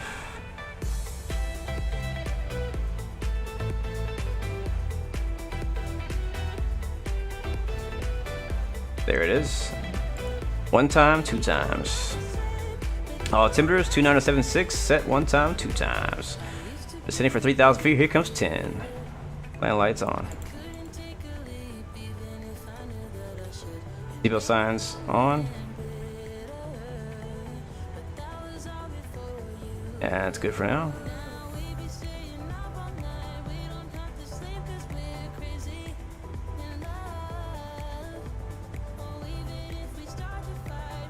Oh yes, I'm actually getting hungry now. Ready for my pilot break. Flight attendants will be passing through the cabin to collect any trash one final time. Please ensure tray tables are stowed and seats are in the full upright position. Please also store any carry-on items either in the seat back pocket or under the seat in front of you. Please complete all Wi-Fi related tasks and stow any larger electronics. As I mentioned earlier, today's flight is being logged with United Virtual, even though we're flying Alaska. We're doing like a code share flight. So I'm wondering where I'm going to go from here for the virtual airline, because they have this route and they have obviously back to like Seattle, places like all the flights other than here are like 4 or 5 hours long from Anchorage. They're all pretty darn far. But I might do like maybe I do a flight like when I go to work or something like that and have it fly. I've done one long haul. I did one long haul for United Virtual in this plane from Chicago O'Hare to Anchorage. I think it was 6.5 hours. Yeah, and it worked. That was like my test. That was me testing if I could do a longer flight with this plane. I'm getting a broken signal from someone in Anchorage.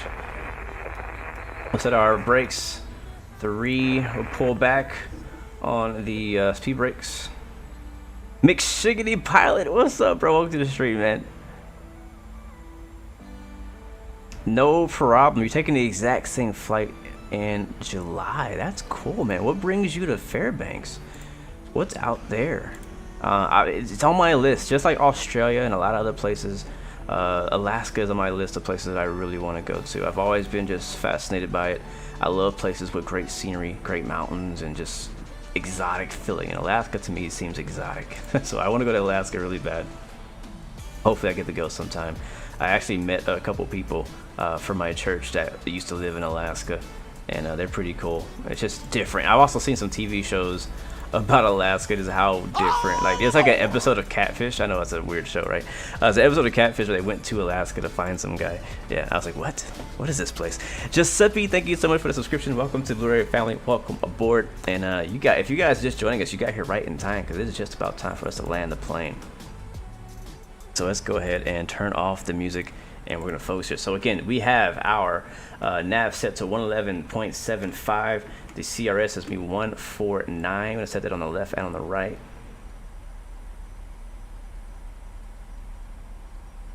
There's a 149. I'm going to turn on approach mode. We're too far. Actually, no, we're not. We're 17 miles out. At card, we need to be at 3,000. Why are we so freaking high? Come on, VNav. What are you doing with your life? We're literally coming up on card in like less than 2 miles, and you got me at freaking 6,000 feet. Alright, manual descent, slow it down, speed brakes out, all that good stuff. Yeah, we're way above the glide slope. There's no way I'm catching it now. I caught the VOR low, but that's it. Literally 3,000 feet above where we're supposed to be. I don't know what's going on with VNav after this last update, but it is not up to par right now.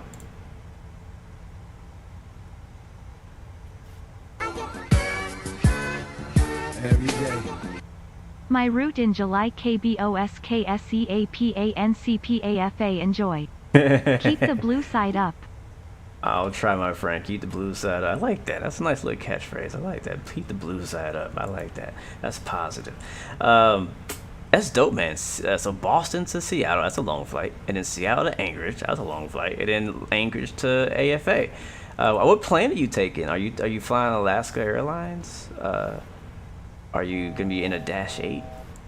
I was wondering what planes you gonna be flying for that. I know that that surprisingly they fly like a max to Fairbanks sometimes. So, all right, guys, we were almost there. We're trying to manage some speed and some. Yeah, okay, there's a glide slope. Beautiful. We just caught the glide slope. We are 9 miles out. Let's call it in. What am I, a cop? Call it in. I'll bring you guys the landing camera, and I'm going to drop the gear now so I find out what the gear button is. Anchorage traffic, Alaska 116 is inbound 8 miles from the north on the ILS runway 15 Anchorage. Alright, traffic is just rolling off of 15, so he's in the air, so that's clear. Gear just dropped down. We have the spoilers all the way out, trying to bleed off some speed because we are coming in hot. Here comes 2 more knots of flaps, and here comes the replay mode.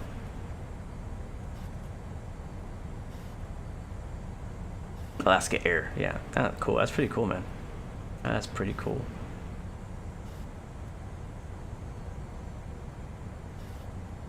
Wait, nope, don't load. I'm just kidding. I don't want to load anything. I want to save. There we go. Alright, let's keep the speed coming back. Oh no, did it do it again? Where are my replays at, yo? What's it called? Flight control replay? Where did I say my replays? Replays. I think it's in here. No, it's in here. Anchorage traffic, Alaska STRIX is on the downwind for our runway 7 left. Anchorage traffic. I'm gonna have to pause because I can't, for the life of me, find where the heck it put my replay voter. I don't know why I disconnected. Come on. Where the heck is it? Blue games? No. It's in my folders in here somewhere. I know it's in here. You're hiding from me right now. Is it in here? I'm just gonna say it's my downloads. Screw it. I don't know where it goes. Freaks. Sorry guys, I don't like pausing. Thankfully there's no like ATC, so nobody's gonna like ban me from the network, but you know, whatever. Alright, yeah. I wish there was an easy way to do that. Alright, here it is. Now I'm ready. Alright, it is recording. Okay, let's do this, guys. Send in your landing rates.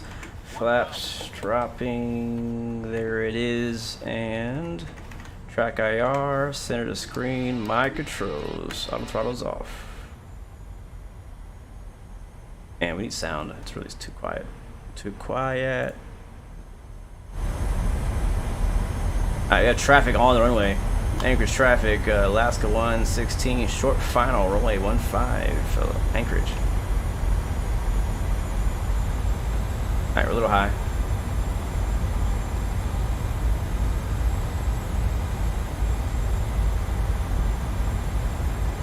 We do have a crosswind, don't forget that. Traffic. Traffic. 500. I got eyes on him. I'm not going around.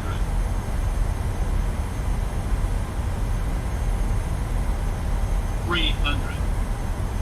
The frickin' Delta 320 right in my landing zone. I think we missed the vertical stabilizer. Here we go. 30. 20. 10.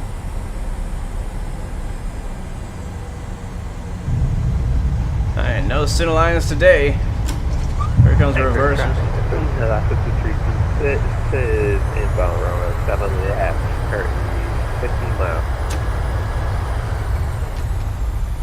I think the terminal's back there. Yeah. Is it? Where is it at? No, it's ahead of us. Alright guys, welcome to Anchorage, Alaska. Yeah, I'm pretty sure that was AI, so that's why I ignored them. If it's AI, like, I don't care. Don't care. Exiting on Mike. Mike.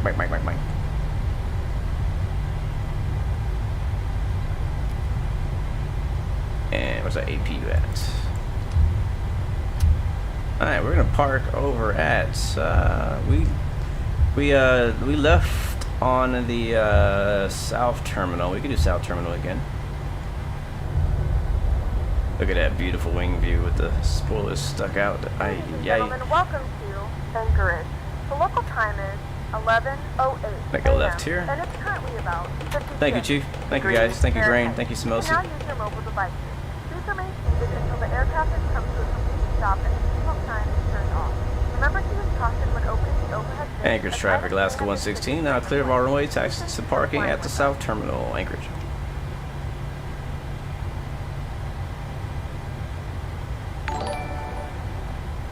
Not a bad landing day today. Not a bad landing day. Anonymous bought a mug. So cool, bro. Enjoy that. Next coffee's on me, bro. Thank you so much. I didn't know those popped up like that. That's really cool. I had no freaking idea. Fly to Baltimore from Raleigh, Durham. That's a pretty good flight. I'm not against that idea. Not against it at all. I want to go in front of this Atlas 747, which looks like it's probably most. Traffic, Pilatus November 269, ready for taxi for runway 25. Yeah, I think that's the guy we hear on the radio right now. It's that Atlas Air he just called in. So I'm going to taxi right in front of him and park next to that 737-800. Anchorage traffic, Alaska 236, 10 miles inbound runway. I need to fly that 747 again. I know a spot here. Yeah, I see a spot right here. Take Charlie 7.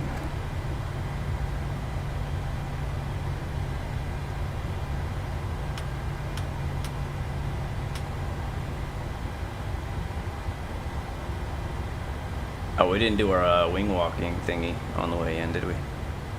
That should be good right there. And parking brake set. Oh, wait. Park brake sets. We made it. 2 legs, knocked it out. Knocked it out. Man, really enjoyed that. Was really looking forward to flying in Alaska. I really was. Been a while. We talked about doing it. It's been a minute. So super psyched and happy we had the time to do it. So we'll definitely come back. You know, we're always going to come back to Alaska. We can hit up the Juneau approach. We could fly somewhere else that we never heard of. Who knows, man. Super Hornet Driver, what's up, my friend? Welcome to the stream.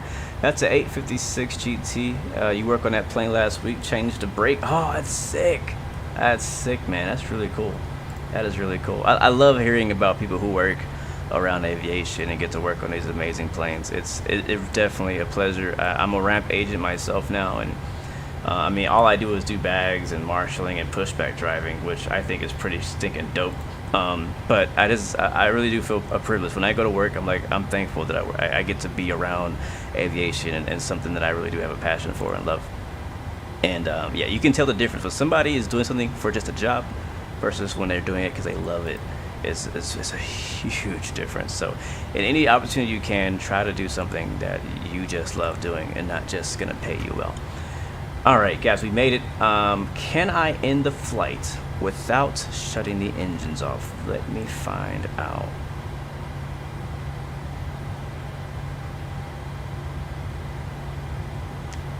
Yes, I can. All right, cool. So my flight has been logged for United Virtual Airlines. It's also been saved for SimToolkit Pro. We're also rocking PAC-X today, so they are they're pretty happy. We're just gonna say, hey, get the heck off my plane. We're done for the day. That's a wrap. Close it. So that way we can run it back and watch our replay in peace without all this extra stuff. And see how we did. I want to see how we did. It felt good. We were really nowhere near the center line. Could have did a lot better in that area. But like touchdown wise and how it felt pretty good. I think we did float a little bit. I was kind of thrown for a curve trying to fly over the Delta 8320 sitting on the threshold, but other than that, I think we did all right. All right, let's run it back and watch it now, and let's see how she looked. And then this is our last leg for today. Thank you guys, all of those who flew along with us today. Thank you again for those who were the ATC over in Fairbanks. Definitely, again, as I said, always more fun when you have ATC with you. Makes it more interactive, more fun, more immersive. All right, let's hit play. Ear rape. I'm sorry. All right, there we are. Thank you so much, Diogenes, for the subscription. Welcome to the Blue Arrow Royal family. Welcome, welcome aboard. All right, camera's off. Let's watch the. I'm gonna watch it from this view first. No, not that one. Not that one. This one. Look at the beautiful reflection of the everything on there. You just got a brand new 860 GT with only 4 legs on her from the new factory. Wow, that's amazing. That's so cool. I love, like, look at this area right here where it's actually kind of elevated. It's like kind of like a cliff. Something I hadn't noticed before. I think the airport scenery does that, because if you don't have the scenery, I think it's just flat down to the water. 300. 100. Crosswind. Gotta work my crosswind 50. landings. 30. 20. 10. Skirt. Touchdown.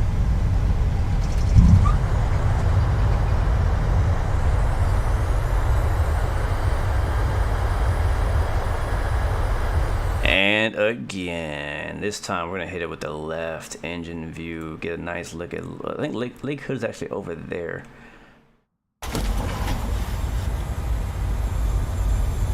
All right, we don't want the speed brakes out. I do want to arm them though. They come out on the replay. Thank you.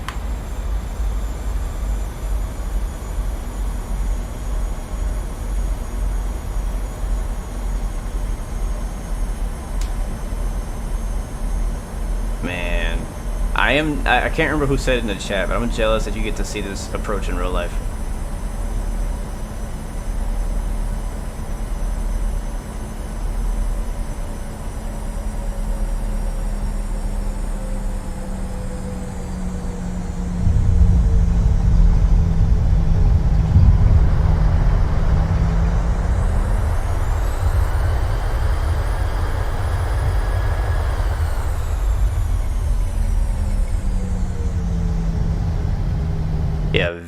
sweet approach. Yeah. Alright, we're gonna watch it again from behind the wing. I just can't get enough of the wing views. I'm sorry. Actually, I'm not sorry. I'm not sorry at all.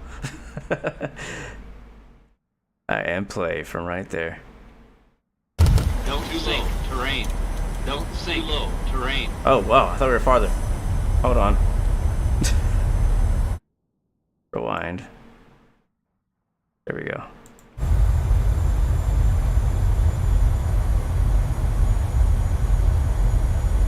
There was an update recently for the Southwest livery planes for PMDG, yeah.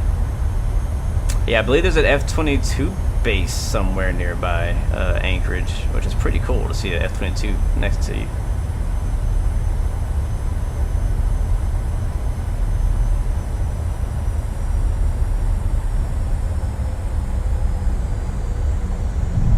Oh my god.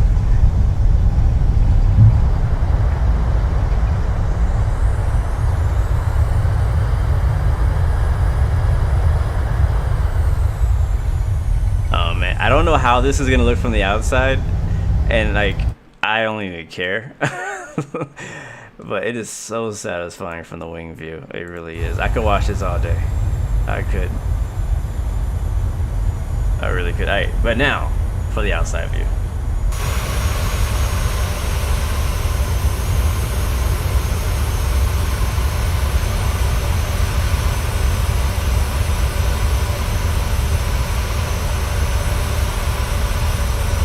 Yeah, big float.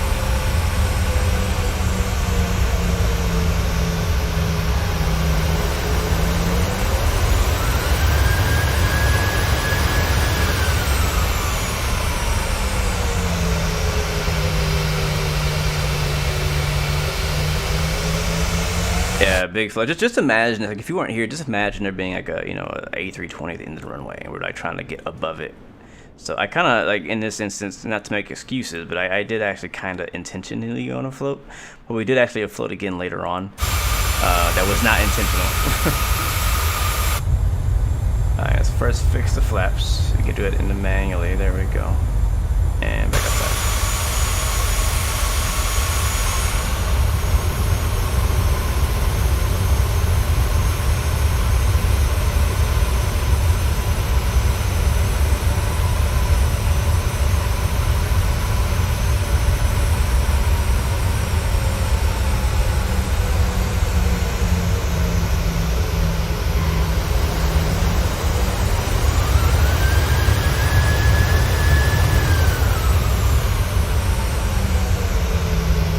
Yes, I'm happy with that. I can dig it. I can dig it. Oh, that's a screenshot right there. Man, look at the scenery. Let's just pause for a second and appreciate this. Like, I really gotta go, but I can't help but just look at this approach. I feel like I might have to make a new thumbnail. We might have to make a new thumbnail. We might have to make a new thumbnail.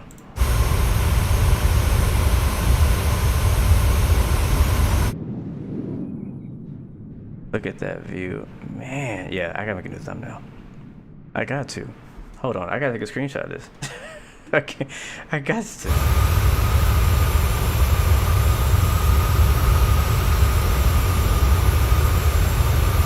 Let me fix those flaps first. Alright, they're fixed now. Is that an F-22? What is that jet I just saw fly by? Alright, I gotta make a thumbnail. We're making a new thumbnail for the stream. I made an executive decision now.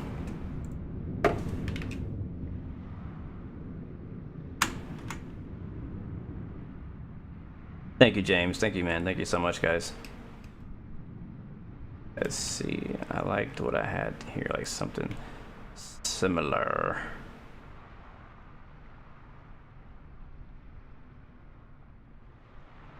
Yeah, I agree, Tango. Like, I mean, I don't, this is not the kind of landscape I see every day, so when I do see it, I'm just like amazed. But I don't think I would get it. It doesn't get old, you know what I mean?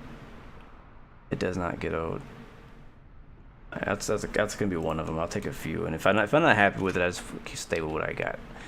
Not big on changing thumbnails after I've already posted it, but you know, it is what it is.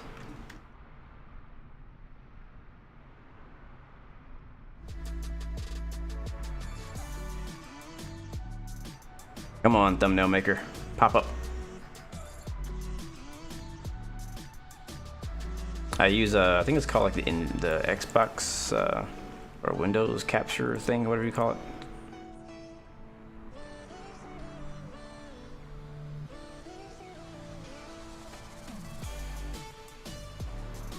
We were like on the like thing for. Oh, I like that too. Oh, I like that a lot actually. I like that more than I thought I was gonna like it. That's actually kind of dope. That's actually kind of dope right there. That right there is actually kind of dope. Oh yeah, get some. Let's get some of that. Get a close up one.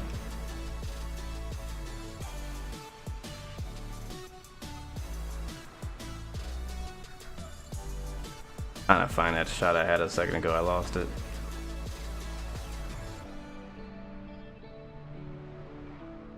Wow, wow, wow.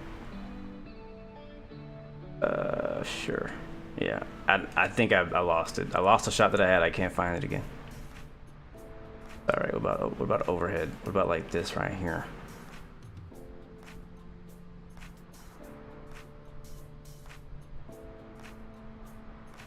Oh, that's kind of cool. That's kind of dope. That's kind of dope.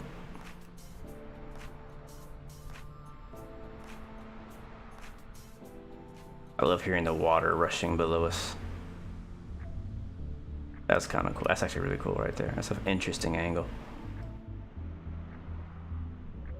Zoom out a little bit. Get the mountains in the background. And shot. Alright, that'll be enough. If I don't like them, then I'll just, you know, I have the replay, so I could always go back and rewatch this replay, recreate the screenshot if I want to. All aboard! Thank you so much, Nuri Ruiz, for the subscription. Welcome to the Blue Arrow Roy family. By the way, guys, again, this is our last leg, so we will not be continuing from here. But tomorrow we'll be back. Was it 1600 Zulu? 11 a.m. No, 12. Basically noon Eastern. Whatever time that is for you. We'll be back tomorrow. Most likely it'll be DCS World tomorrow, and then later in the week we'll do Microsoft Flight Sim again, depending on if DCS releases something in particular later this week. So that is the plan. But thank you guys so much for hanging out with me today. It's been a lot of fun. Really enjoyed the flight, enjoyed the ATC, enjoyed the company, and looking forward to our next flight. I really am. If you have any flight suggestions of areas, airlines, anything like that, let me know. Somebody's flying over. Oh, look, another Alaska. Let me know if you have any suggestions. Drop them on my Discord in the feedback section, and I can read through there and catch some good ideas for our next flight. So let me know, man. Oh, now it's like, let's rewind. There we go. All right, one last time.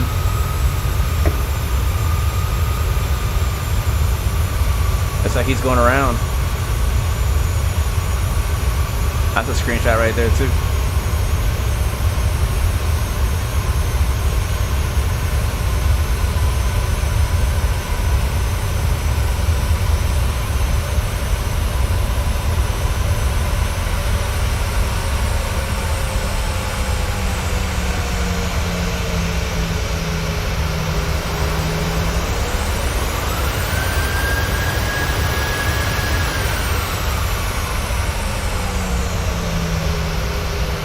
Alright, well guys, that is it. Until next time, remember you have three choices. Give up, give in, and give it all you got. Peace, love, and God bless you. We'll see you guys next time, next video. I am all the way out. Peace. Thank you guys so much.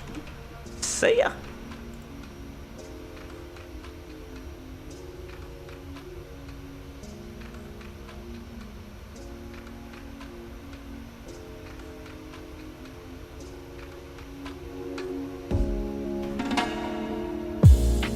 Need a girl that can ride for me. Wanna lock down and shine with me. Don't you know you don't have to try with me.